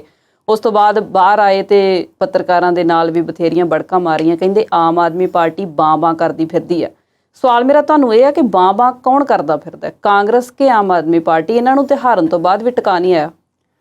ਦੇਖੋ, ਹਾਰਨ ਤੋਂ ਬਾਅਦ ਟਿਕਾ ਬਿਲਕੁਲ ਨਹੀਂ ਆਇਆ ਤੇ ਮੈਨੂੰ ਇੱਦਾਂ ਲੱਗਦਾ ਕਿ ਆਉਣਾ ਵੀ ਨਹੀਂ ਚਾਹੀਦਾ। ਰਾਜਨੀਤੀ ਦੇ ਵਿੱਚ ਇਹ ਵੱਡੀ ਗੱਲ ਹੈ ਕਿ ਤੁਸੀਂ ਲੋਕਾਂ 'ਚ ਰਹੋ, ਲੋਕਾਂ ਦੇ ਮੁੱਦੇ ਉਠਾਉਂਦੇ ਰਹੋ ਤੇ ਹਰ 5 ਸਾਲ ਬਾਅਦ ਆ ਜਾਣੀਆਂ 5 ਸਾਲਾਂ ਦੇ ਉਠਾਉਣਾ ਇੱਕ ਡਿਫਰੈਂਟ ਚੀਜ਼ ਹੈ। ਇਹ ਆਪਸ 'ਚ ਲੜ ਕੇ ਮਰ ਚੱਲੇ ਮੈਨੂੰ ਲੱਗਦਾ। ਦੇਖੋ, ਇਹ ਤੁਹਾਨੂੰ ਇੱਦਾਂ ਲੱਗਦਾ ਹੈ ਕਿ ਇਹ ਆਪਸ 'ਚ ਲੜ ਰਹੇ ਨੇ ਤੇ ਮਰ ਰਹੇ ਨੇ, ਗੱਲ ਠੀਕ ਹੈ। ਇਹਨਾਂ ਨੂੰ ਤਾਂ ਇੱਦਾਂ ਲੱਗਦਾ ਨਾ ਜੀ ਕਿ ਮਹੀਨੇ 2 ਲੰਘ ਗਏ, ਮਹੀਨੇ ਤੇ ਘੱਟ ਰਹਿ ਗਏ। 5 ਸਾਲ ਦੀ 60 ਮਹੀਨੇ ਸੀ ਤੇ ਮਹੀਨੇ ਤੇ 58 ਰਹਿ ਗਏ। ਇਹ ਗੱਲ ਬਿਲਕੁਲ ਠੀਕ ਹੈ। ਆਪਸ 'ਚ ਲੜ ਰਹੇ ਨੇ, ਇਸੇ ਕਰਕੇ ਤੇ ਇਹ ਸਥਿਤੀ ਆ, ਇਸੇ ਕਰਕੇ ਤੇ 77 ਤੋਂ 17-18 ਤੇ ਰਹਿ ਗਏ ਨੇ। ਇਹ ਗੱਲ ਠੀਕ ਹੈ ਕਿ ਉਹਨਾਂ ਨੇ ਰਾਜਪਾਲ ਨਾਲ ਮੁਲਾਕਾਤ ਕੀਤੀ। ਅਸੀਂ ਜਾਣਦੇ ਹਾਂ ਕਿ ਰਾਜਪਾਲ ਦਾ ਜਿਹੜਾ ਅਹੁਦਾ ਹੈ ਉਹ ਕਿਵੇਂ ਦਾ ਆ, ਤੇ ਇਸ ਸਰਕਾਰ ਦੇ ਦੌਰਾਨ, ਖਾਸ ਤੌਰ ਤੇ ਇਸ ਕੇਂਦਰ ਦੀ ਸਰਕਾਰ ਦੇ ਦੌਰਾਨ ਰਾਜਪਾਲ, ਖਾਸ ਤੌਰ ਤੇ ਉਹਨਾਂ ਸਟੇਟਾਂ ਦੇ ਰਾਜਪਾਲ ਕਿਹੋ ਜਿਹੀ ਸਥਿਤੀ, ਕਿਹੋ ਜਿਹੀ ਭੂਮਿਕਾ ਨਿਭਾਉਂਦੇ ਨੇ ਜਿੱਥੇ ਸਰਕਾਰ ਜਿਹੜੀ ਆ ਉਹ ਕਿਸੇ ਹੋਰ ਪਾਰਟੀ ਦੀ ਹੋਵੇ। ਕਹਿਣ ਦਾ ਮਤਲਬ ਕਿ ਜਿੱਥੇ BJP ਦੀ ਸਰਕਾਰ ਨਾ ਹੋਵੇ, ਚਾਹੇ ਉਹ ਪੰਜਾਬ ਦੇ ਰਾਜਪਾਲ ਹੋਣ, ਚਾਹੇ ਉਹ ਕੇਰਲਾ ਦੇ ਰਾਜਪਾਲ ਹੋਣ ਤੇ ਚਾਹੇ ਉਹ ਬੰਗਾਲ ਦੇ ਰਾਜਪਾਲ ਹੋਣ, ਉਹ ਅਕਸਰ ਸੁਰਖੀਆਂ 'ਚ ਰਹਿੰਦੇ ਨੇ। ਸਿੱਧੂ ਸਾਹਿਬ ਅੱਜ ਗਏ, ਬਿਜਲੀ ਦੀਆਂ ਜਿਹੜੀਆਂ ਹਾਲਾਤ ਨੇ ਉਹਨਾਂ ਨੂੰ ਲੈ ਕੇ ਰਾਜਪਾਲ ਨੂੰ ਦੱਸਿਆ ਤੇ ਵਾਪਸ ਆ ਕੇ ਉਹ ਪੱਤਰਕਾਰਾਂ ਨਾਲ ਗੱਲਬਾਤ ਕਰਦੇ ਸੀ ਕਿ ਪੰਜਾਬ ਸਰਕਾਰ ਜਿਹੜੀ ਆ ਉਹ ਮੁੱਢੋਂ ਹਿੱਲ ਗਈ ਆ, ਉਹ ਬਹੁਤ ਸਾਰੇ ਠੀਕ ਕੰਮ ਨਹੀਂ ਕਰ ਰਹੇ। ਉਹਨਾਂ ਨੇ ਭਗਵੰਤ ਮਾਨ ਨੂੰ ਰਬੜ ਸਟੈਂਪ ਦੱਸਿਆ ਤੇ ਨਾਲ ਦੀ ਨਾਲ ਇਹ ਵੀ ਕਿਹਾ ਕਿ ਇਹ ਜਿਹੜੀ ਝੂਠੇ ਵਾਅਦਿਆਂ ਦੀ ਸਰਕਾਰ ਹੈ, ਇਹਨਾਂ ਨੇ ਵਾਅਦੇ ਪੂਰੇ ਨਹੀਂ ਕੀਤੇ। ਤੇ ਲੋਕ ਸਵਲੀਨ ਜੀ ਸਾਰੀਆਂ ਗੱਲਾਂ ਜਾਣਦੇ ਸਮਝਦੇ ਨੇ ਤੇ ਉਹ ਇਹ ਗੱਲਾਂ ਸੁਣਦੇ ਵੀ ਨੇ ਤੇ ਹੱਸਦੇ ਵੀ ਨੇ ਕਿ ਭਾਈ ਚੌਧਰੀ, ਤੁਹਾਡੀ ਸਰਕਾਰ ਨੇ ਪਿਛਲੇ 5 ਸਾਲਾਂ 'ਚ ਕਿਹੜੇ ਵਾਅਦੇ ਕੀਤੇ ਸੀ ਤੇ ਕਿਹੜੇ ਪੂਰੇ ਕੀਤੇ ਨੇ। ਅੱਜ ਹੀ ਅਸੀਂ ਗੱਲਾਂ ਕਰਦੇ ਹਟੇ ਹਾਂ ਕਿ 2000 ਤੋਂ ਵੱਧ ਕਿਸਾਨਾਂ ਦੇ ਜਿਹੜੇ ਨੇ ਡਿਫਾਲਟਰ ਹੋਣ ਦੇ ਨੋਟਿਸ ਜਾਰੀ ਹੋ ਗਏ, ਕਿਉਂਕਿ ਤੁਸੀਂ ਕਿਹਾ ਸੀ ਕਰਜ਼ੇ ਮਾਫ ਕਰ ਦਿਆਂਗੇ। ਉਹਨਾਂ ਨੇ ਕਰਜ਼ੇ ਲੈ ਲਏ, ਵਾਪਸ ਨਹੀਂ ਕੀਤੇ ਤੇ ਹੁਣ ਉਹਨਾਂ ਨੂੰ ਨੋਟਿਸ ਜਾਰੀ ਹੁੰਦੇ ਨੇ। ਰੇਤਾ ਨੂੰ ਲੈ ਕੇ ਜੋ ਤੁਸੀਂ ਕੀਤਾ, ਬਿਜਲੀ ਨੂੰ ਲੈ ਕੇ ਜੋ ਤੁਸੀਂ ਕੀਤਾ, ਟਰਾਂਸਪੋਰਟ ਨੂੰ ਲੈ ਕੇ ਜੋ ਤੁਸੀਂ ਕੀਤਾ, ਅਖੀਰਲੇ 3 ਮਹੀਨੇ ਛੱਡ ਦਿਓ ਤੇ ਜਿੰਨੇ ਕੁ ਵਾਅਦੇ ਤੁਸੀਂ ਪੂਰੇ ਕੀਤੇ ਸੀ ਇੰਨੇ ਕੁ ਜੇ ਉਹ ਕਰ ਜਾਣਗੇ ਤੇ ਉਹਨਾਂ ਦਾ ਵੀ ਇਹੀ ਹਾਲ ਹੋਣਾ ਜੋ ਤੁਹਾਡਾ ਹੋਇਆ। ਤੋ ਇਹ ਗੱਲ ਹੈ ਕਿ ਬਾਂ ਉਹ ਕਰ ਰਹੇ ਨੇ, ਆਪ ਵੀ ਕਰ ਰਹੇ ਨੇ, ਤੇ ਦੂਸਰੀ ਗੱਲ ਇਹ ਆ ਕਿ ਸੱਤਾ ਦੀ ਪ੍ਰਾਪਤੀ ਬਹੁਤ ਦੂਰ ਹੈ। ਜਦੋਂ ਸਿੱਧੂ ਸਾਹਿਬ ਦੀ ਗੱਲ ਆਉਂਦੀ ਹੈ ਤੇ ਰਾਜਾ ਵੜਿੰਗ ਦਾ ਆਪ ਮੁਹਾਰੇ ਚੇਤਾ ਆ ਜਾਂਦਾ, ਕਿਉਂਕਿ ਇਹਨਾਂ ਵਾਲੀ ਕੁਰਸੀ ਖੋਹ ਕੇ ਰਾਜਾ ਵੜਿੰਗ ਨੂੰ ਦਿੱਤੀ ਗਈ ਹੈ। ਤੇ ਕਈ ਕਾਂਗਰਸੀ ਇਹ ਕਹਿੰਦੇ ਨੇ ਕਿ ਸਿੱਧੂ ਸਾਹਿਬ ਨੇ ਤੇ ਰਾਜਾ ਵੜਿੰਗ ਨੂੰ ਵਧਾਈ ਤੱਕ ਨਹੀਂ ਦਿੱਤੀ, ਤੇ ਉਧਰ ਸਿੱਧੂ ਕਹਿੰਦਾ ਮੇਰੇ ਬੂਹੇ ਖੁੱਲੇ ਨੇ ਵੀ ਰਾਜਾ ਵੜਿੰਗ ਖੁਰੇ ਆਪ ਆ ਜਾਊਗਾ। ਆਉਣ ਵਾਲੇ ਕੱਲ ਜਾਨੀ ਕਿ ਭਲਕੇ ਰਾਜਾ ਵੜਿੰਗ ਨੇ ਸਹੁੰ ਚੁੱਕ ਲੈਣੀ ਹੈ ਪ੍ਰਧਾਨ ਪੰਜਾਬ ਕਾਂਗਰਸ ਦੇ, ਤੇ ਕਿਸ ਤਰ੍ਹਾਂ ਦੇਖਦੇ ਹੋ ਉਹਨਾਂ ਦੇ ਕਾਰਜਕਾਲ ਨੂੰ? ਕਿਹੜੀਆਂ ਉਮੀਦਾਂ ਨੇ? ਕਾਂਗਰਸ ਦਾ ਕਲੇਸ਼ ਸੁਲਝਾ ਲੈਣਗੇ ਉਹ? ਅਮਰਿੰਦਰ ਸਿੰਘ ਰਾਜਾ ਵੜਿੰਗ ਬਿਲਕੁਲ ਯੂਥ ਆਗੂ ਨੇ, ਪੰਜਾਬ ਦੇ ਪ੍ਰਧਾਨ ਵੀ ਰਹੇ, ਆਲ ਇੰਡੀਆ ਕਾਂਗਰਸ ਦੇ ਪ੍ਰਧਾਨ ਵੀ ਰਹੇ ਯੂਥ ਦੇ। ਉਸ ਤੋਂ ਬਾਅਦ ਉਹਨਾਂ ਨੇ ਗਿੱਦੜਬਾਹੇ ਤੋਂ ਇਲੈਕਸ਼ਨ ਜਿੱਤੀ, ਦੂਸਰੀ ਵਾਰ ਵੀ ਜਿੱਤੀ ਤੇ ਤੀਸਰੀ ਵਾਰ ਵੀ ਉਹ ਜਿੱਤ ਗਏ। ਟਰਾਂਸਪੋਰਟ ਮੰਤਰੀ ਦੇ ਤੌਰ ਤੇ ਉਹਨਾਂ ਦੀ ਕਾਰਜਕਾਰੀ ਠੀਕ ਰਹੀ। ਉਹਨਾਂ ਨੇ ਕੁਝ ਮੁੱਦੇ ਉਠਾਏ, ਜਿੰਨਾ ਕੁ ਉਹਨਾਂ ਕੋਲ ਸਮਾਂ ਸੀ ਉਹਦੇ ਵਿੱਚ ਉਹ ਨੀਤੀਆਂ ਦੇ ਵਿੱਚ ਬਦਲਾਵ ਤੇ ਨਹੀਂ ਕਰ ਸਕਦੇ ਸੀ, ਪਰ ਫਿਰ ਵੀ ਉਹ ਜਿੰਨਾ ਕੁ ਕੰਮ ਕਰ ਸਕਦੇ ਸੀ ਉਹਨਾਂ ਨੇ ਕੀਤਾ। ਬਹੁਤ ਕਿਸੇ ਜ਼ਮਾਨੇ ਦੇ ਵਿੱਚ, ਇੱਕ ਸਮੇਂ ਦੇ ਵਿੱਚ ਉਹ ਬਹੁਤ ਸੂਝਵਾਨ ਨਹੀਂ ਲੱਗਦੇ ਸੀ, ਪਰ ਉਹ ਜਦੋਂ ਮਿਨਿਸਟਰੀ ਮਿਲੀ ਉਸ ਤੋਂ ਬਾਅਦ ਉਹ ਨਿਖਰ ਕੇ ਸਾਹਮਣੇ ਆਏ। ਨਵਜੋਤ ਸਿੰਘ ਸਿੱਧੂ ਦੇ ਸਿਪਾਹ ਸਲਾਰ ਵੀ ਸੀ, ਇਹਨਾਂ ਦੇ ਗਾਈਡ, ਇਹਨਾਂ ਦੇ ਨਾਲ ਇਹਨਾਂ ਦੀ ਛਾਇਆ ਦੇ ਵਿੱਚ ਵੀ ਰਹਿੰਦੇ ਸੀ, ਤੇ ਸਿੱਧੂ ਸਾਹਿਬ ਨੇ ਇਹਨਾਂ ਨੂੰ ਵਧਾਈਆਂ ਵੀ ਦਿੱਤੀਆਂ ਸੀ। ਇਹਨਾਂ ਦੇ ਘਰ ਵੀ ਗਏ ਸੀ ਜਦੋਂ ਉਹ ਮਿਨਿਸਟਰ ਬਣੇ ਸੀ ਕਿ ਮੁੰਡਾ ਅਸੀਂ ਮਿਨਿਸਟਰ ਬਣਾਤਾ। ਜਿਸ ਤਰੀਕੇ ਨਾਲ ਸਿੱਧੂ ਕਈ ਵਾਰ ਪੇਸ਼ ਆਉਂਦੇ ਨੇ, ਹੁਣ ਪੰਜਾਬ ਦੀ ਰਾਜਨੀਤੀ ਦੇ ਵਿੱਚ ਉਹਨਾਂ ਨੂੰ ਪ੍ਰਧਾਨ ਬਣਾ ਦਿੱਤਾ ਗਿਆ। ਤੇ ਜੇਕਰ ਪੰਜਾਬ ਦੇ ਨਜ਼ਰੀਏ ਤੋਂ ਦੇਖੀਏ ਤੇ ਇੱਕ ਚੰਗਾ ਨੌਜਵਾਨ ਬੰਦਾ ਪੰਜਾਬ ਦਾ ਪ੍ਰਧਾਨ ਬਣਾਇਆ, ਜਿਹੜਾ ਕਾਂਗਰਸ ਨੂੰ ਇਕੱਠਿਆਂ ਰੱਖ ਸਕੇ ਜੇ ਥੋੜ੍ਹਾ ਟਾਈਮ, ਤੇ ਫਿਰ ਉਹ ਪੰਜਾਬ ਦੀ ਕਾਂਗਰਸ ਨੂੰ ਸਜੀਵ ਰੱਖ ਸਕੇਗਾ, ਨਿਰਜੀਵ ਨਹੀਂ ਹੋਣ ਦੇਵੇਗਾ। ਕੱਲ ਉਹਨਾਂ ਨੇ ਆਪਣਾ ਅਹੁਦਾ ਸੰਭਾਲਣਾ ਹੈ, ਪਰ ਇੱਥੇ ਸਮੱਸਿਆਵਾਂ ਜਿਹੜੀਆਂ ਨੇ ਉਹ ਬਹੁਤ ਨੇ। ਸਿਰਫ ਔਰ ਸਿਰਫ ਸੱਤਾ ਤੋਂ ਬਾਹਰ ਹੋਣਾ ਹੀ ਸਮੱਸਿਆ ਨਹੀਂ ਹੈ। ਪਾਰਟੀ ਦੇ ਅੰਦਰੂਨੀ ਪੱਧਰ ਦੇ ਉੱਤੇ ਜਿਹੜੇ ਗੁੱਟਬੰਦੀ ਬਣੀ ਹੋਈ ਹੈ, ਇੱਕ ਤੇ ਮਾਝੇ ਵਾਲੇ ਹਾਲੇ ਬੋਲਦੇ ਨਹੀਂ, ਜਿਹੜੇ ਜਿੱਤੇ ਵੀ ਹੋਏ ਨੇ 3-4 ਵੱਡੇ ਆਗੂ ਵੀ ਨੇ, ਉਹ ਬਹੁਤਾ ਬੋਲਦੇ ਨਜ਼ਰ ਨਹੀਂ ਆਉਂਦੇ। ਨਵਜੋਤ ਸਿੰਘ ਸਿੱਧੂ ਇੱਕ ਵੱਖਰੀ ਲੈ ਕੇ ਇੱਕ ਵੱਖਰਾ ਹੀ ਰਾਗ ਅਲਾਪ ਰਹੇ ਨੇ। ਪ੍ਰਤਾਪ ਬਾਜਵਾ LOP ਨੇ ਉਹ ਵੱਖਰੀ ਧਿਰ ਦੇ ਤੌਰ ਤੇ ਪੇਸ਼ ਹੋ ਰਹੇ ਨੇ, ਸੋਨੀਆ ਗਾਂਧੀ ਨੂੰ ਵੀ ਮਿਲਦੇ ਨੇ, ਨਾਲ ਦੀ ਨਾਲ ਉਹਨਾਂ ਦੇ ਨਾਲ ਇੱਕ ਆਪਣਾ ਵੱਖਰਾ ਧੜਾ ਵੀ ਜਿਹੜਾ ਉਹ ਬਣਦਾ ਨਜ਼ਰ ਆਉਂਦਾ ਹੈ। ਸਿੱਧੂ ਜਿਹੋ ਜਿਹੀਆਂ ਗੱਲਾਂ ਕਰਦੇ ਨੇ ਤੇ ਜਿਹੋ ਜਿਹੀ ਉਹਨਾਂ ਦੀ ਬਾਡੀ ਲੈਂਗੁਏਜ ਜਾਂ ਜਿਹੋ ਜਿਹਾ ਐਟੀਟਿਊਡ ਉਹ ਰਾਜਨੀਤੀ 'ਚ ਦਿਖਾਉਂਦੇ ਨੇ, ਉਹ ਬਹੁਤ ਸਫਲ ਨਹੀਂ ਰਿਹਾ ਤੇ ਕਦੇ ਵੀ ਉਹ ਸਫਲ ਨਹੀਂ ਹੋ ਸਕਦਾ। ਜਿਸ ਤਰੀਕੇ ਦੀ ਉਹ ਪੇਸ਼ਕਾਰੀ ਕਰਦੇ ਨੇ, ਮੇਰੇ ਦਰਵਾਜ਼ੇ ਖੁੱਲੇ ਨੇ, ਇੱਦਾਂ ਕਰੋ ਉੱਦਾਂ ਕਰੋ, ਜੇਕਰ ਇਹ ਇਕੱਠੇ ਹੋ ਕੇ ਚੱਲੇ ਹੁੰਦੇ ਤੇ ਮੈਂ ਇਹ ਜ਼ਾਹਿਰ ਤੌਰ ਤੇ ਕਹਿ ਸਕਦਾ ਕਿ ਸੀਟਾਂ 18 ਨਾ ਹੁੰਦੀਆਂ, 50 ਦੇ ਨੇੜੇ ਤੇੜੇ ਹੁੰਦੀਆਂ, ਤੇ ਆਮ ਆਦਮੀ ਪਾਰਟੀ ਤੁਹਾਡੇ ਨਾਲ ਇੱਕ ਚੰਗੀ ਭੂਮਿਕਾ ਦੇ ਵਿੱਚ ਤੁਸੀਂ ਵਿਧਾਨ ਸਭਾ 'ਚ ਬੈਠੇ ਹੁੰਦੇ। ਤੇ ਜਿਵੇਂ ਤੁਸੀਂ ਹੁਣ ਕਹਿ ਰਹੇ ਹੋ, ਜਿਹੋ ਜਿਹੇ ਸ਼ਬਦਾਂ ਦੀ ਤੁਸੀਂ ਚੋਣ ਕਰਦੇ ਹੋ, ਉਹ ਬਾਂ ਕਰਨ ਵਾਲੀਆਂ ਗੱਲਾਂ, ਫਿਰ ਤੁਹਾਡੀ ਜਿਹੜੀ ਥਾਲੀ ਹੈ ਜਾਂ ਨੰਬਰਸ ਨੇ ਉਹਦੇ ਉੱਥੇ ਭਾਂ ਨਜ਼ਰ ਆਉਂਦੀ ਹੈ। ਬਿਲਕੁਲ ਰਾਜਾ ਵੜਿੰਗ ਲਈ ਵੱਡੀ ਚੁਣੌਤੀ ਹੈ। ਕੱਲ ਉਹ ਪ੍ਰਧਾਨ ਪਾਰਟੀ ਦੇ ਬਣ ਜਾਣਗੇ, ਪਰ ਉਹਨਾਂ ਲਈ ਇੱਕ ਵੱਡੀ ਚੁਣੌਤੀ ਆ। ਉਸ ਦੇ ਨਾਲ ਦੀ ਨਾਲ ਕਾਂਗਰਸ ਲਈ ਵੀ ਵੱਡੀ ਚੁਣੌਤੀ ਆ। ਕਾਂਗਰਸ ਹਾਈ ਕਮਾਂਡ ਹਾਲਾਂਕਿ ਪ੍ਰਸ਼ਾਂਤ ਕਿਸ਼ੋਰ ਨੂੰ ਇੱਕ ਵੱਡੇ ਲੈਵਲ ਤੇ ਦੇਖ ਰਹੀ ਹੈ, ਸੋਨੀਆ ਗਾਂਧੀ ਵਿਚਾਰਾਂ ਕਰਦੇ ਨੇ ਉਹਦੇ ਤੇ, ਉੱਥੇ ਵੀ ਹੋਰ ਬਹੁਤ ਸਾਰੇ ਲੋਕੀ ਉਸ ਚੀਜ਼ ਨੂੰ ਦੇਖ ਰਹੇ ਨੇ ਕਿ ਕਿਵੇਂ 24 ਲਈ ਜਿਹੜੀਆਂ ਤਿਆਰੀਆਂ ਕੀਤੀਆਂ ਜਾਣ। ਪ੍ਰਸ਼ਾਂਤ ਕਿਸ਼ੋਰ ਇੱਕ ਵੱਡੇ ਰਣਨੀਤੀਕਾਰ ਨੇ, ਬਹੁਤ ਲੋਕ ਉਹਨਾਂ ਦੀ ਨਿੰਦਾ ਵੀ ਕਰਦੇ ਨੇ। ਪੰਜਾਬੀ ਦੇ ਅੱਜ ਇੱਕ ਅਖਬਾਰ ਨੇ ਉਹਨਾਂ ਤੇ ਲੇਖ ਵੀ ਲਿਖਿਆ ਕਿ ਉਹ ਜਿਹੜੇ ਰਣਨੀਤੀਕਾਰ ਨੇ ਉਹ ਕੁਝ ਨਹੀਂ ਕਰ ਸਕਦੇ, ਪਰ ਪ੍ਰਸ਼ਾਂਤ ਕਿਸ਼ੋਰ ਨੇ ਆਪਣੇ ਆਪ ਨੂੰ ਇੱਕ ਵਾਰ ਨਹੀਂ ਬਹੁਤ ਵਾਰ ਪ੍ਰੂਵ ਕੀਤਾ ਕਿ ਉਹ ਸਮਝ ਰੱਖਦੇ ਨੇ ਰਾਜਨੀਤੀ ਨੂੰ ਬਦਲਣ ਦੀ ਤੇ ਰਾਜਨੀਤੀ ਦੇ ਵਿੱਚ ਬਹੁਤ ਸਾਰੀਆਂ ਚੇਂਜਸ ਕਰਨ ਦੀ। ਆਉਣ ਵਾਲੇ ਸਮੇਂ ਦੇ ਵਿੱਚ ਪਤਾ ਲੱਗੇਗਾ ਕਿ ਦਿੱਲੀ ਦੀ ਜਿਹੜੀ ਹਾਈ ਕਮਾਂਡ ਹੈ ਕਾਂਗਰਸ ਦੀ, ਉਹ ਦੇਸ਼ ਦੀ ਰਾਜਨੀਤੀ ਦੇ ਵਿੱਚ ਕਿਹੋ ਜਿਹੀ ਭੂਮਿਕਾ ਨਿਭਾਉਂਦੀ ਆ, ਤੇ ਜੇਕਰ ਉਹ ਉੱਥੇ ਕੁਝ ਚੰਗੇ ਬਦਲਾਵ ਕਰਦੇ ਨੇ, ਕੀ ਉਹਦੀਆਂ ਕੁਝ ਵਾਈਵਸ, ਕੀ ਉਹਦੀਆਂ ਕੁਝ ਵੇਵਸ, ਕੀ ਉਹਦੀਆਂ ਕੁਝ ਤਰੰਗਾਂ ਪੰਜਾਬ ਦੇ ਵਿੱਚ ਵੀ ਤਰੰਗਤ ਹੁੰਦੀਆਂ ਨੇ। ਪੰਜਾਬ ਕਾਂਗਰਸ ਨੂੰ ਤੁਸੀਂ ਹਾਲੇ ਬਹੁਤ ਘੱਟ ਕਰਕੇ ਨਹੀਂ ਦੇਖ ਸਕਦੇ। ਜਿਸ ਤਰੀਕੇ ਦੀਆਂ ਗਲਤੀਆਂ 1 ਮਹੀਨੇ ਦੇ ਵਿੱਚ ਆਮ ਆਦਮੀ ਪਾਰਟੀ ਦੀ ਸਰਕਾਰ ਨੇ ਕੀਤੀਆਂ, ਤੇ ਜਿਸ ਤਰੀਕੇ ਦੇ ਨਾਲ ਅਕਾਲੀ ਦਲ ਤੇ ਕਾਂਗਰਸ ਨੂੰ ਲੋਕਾਂ ਨੇ ਨਕਾਰਿਆ, ਜੇਕਰ ਕਾਂਗਰਸ ਆਪਣੇ ਆਪ ਨੂੰ ਲੋਕਾਂ ਦੇ ਵਿੱਚ ਰੱਖਣਾ ਚਾਹੁੰਦੀ ਹੈ ਤੇ ਉਹਨਾਂ ਨੂੰ ਬਹੁਤ ਜ਼ਿਆਦਾ ਮਿਹਨਤ, ਬਹੁਤ ਜ਼ਿਆਦਾ ਕੰਮ ਕਰਨਾ ਪਵੇਗਾ। ਸੱਤਾ ਦੇ ਇੰਨੇ ਧੁਰੇ ਬਣਾ ਕੇ ਚੱਲ ਨਹੀਂ ਸਕਣਗੇ। ਸੋ ਇਸ ਤਰੀਕੇ ਦੇ ਨਾਲ ਕਾਂਗਰਸ ਪਾਰਟੀ ਦੇ ਰਾਜਾ ਵੜਿੰਗ ਲਈ ਇੱਕ ਵੱਡੀ ਚੁਣੌਤੀ। ਸ਼ਰਮਾ ਜੀ, ਪੰਜਾਬ ਦੀ ਹੌਟ ਪੋਲਿਟਿਕਸ ਦੀਆਂ ਗੱਲਾਂ ਹੋਰ ਵੀ ਬੜੀਆਂ ਨੇ, ਪਰ ਪ੍ਰੋਗਰਾਮ ਦਾ ਸਮਾਂ ਜਿਹੜਾ ਇੱਥੇ ਖਤਮ ਹੋ ਗਿਆ। ਤੁਹਾਡਾ ਬਹੁਤ-ਬਹੁਤ ਸ਼ੁਕਰੀਆ, ਤੁਸੀਂ ਸਟੂਡੀਓ 'ਚ ਆਏ। ਸ਼ੁਕਰੀਆ ਸੁਲੀਨ ਜੀ। ਉਮੀਦ ਕਰਦੇ ਹਾਂ ਕਿ ਸਾਡੇ ਦਰਸ਼ਕਾਂ ਨੂੰ ਸਾਡਾ ਅੱਜ ਦਾ ਇਹ ਪ੍ਰੋਗਰਾਮ ਪਸੰਦ ਆਇਆ ਹੋਵੇਗਾ। ਅਗਲੀ ਵਾਰ ਨਵੇਂ ਮੁੱਦਿਆਂ ਤੇ ਨਵੀਂ ਜਾਣਕਾਰੀ ਲੈ ਕੇ ਫਿਰ ਹਾਜ਼ਰ ਹੋਵਾਂਗੇ, ਤੇ ਤੁਸੀਂ ਇਸੇ ਤਰ੍ਹਾਂ ਜੁੜੇ ਰਹਿਣਾ ਹੈ ਪੰਜਾਬੀ ਨੈਸ਼ਨਲ TV ਦੇ ਨਾਲ। ਉਮੀਦ ਤੁਹਾਡੀ, ਕੋਸ਼ਿਸ਼ ਸਾਡੀ।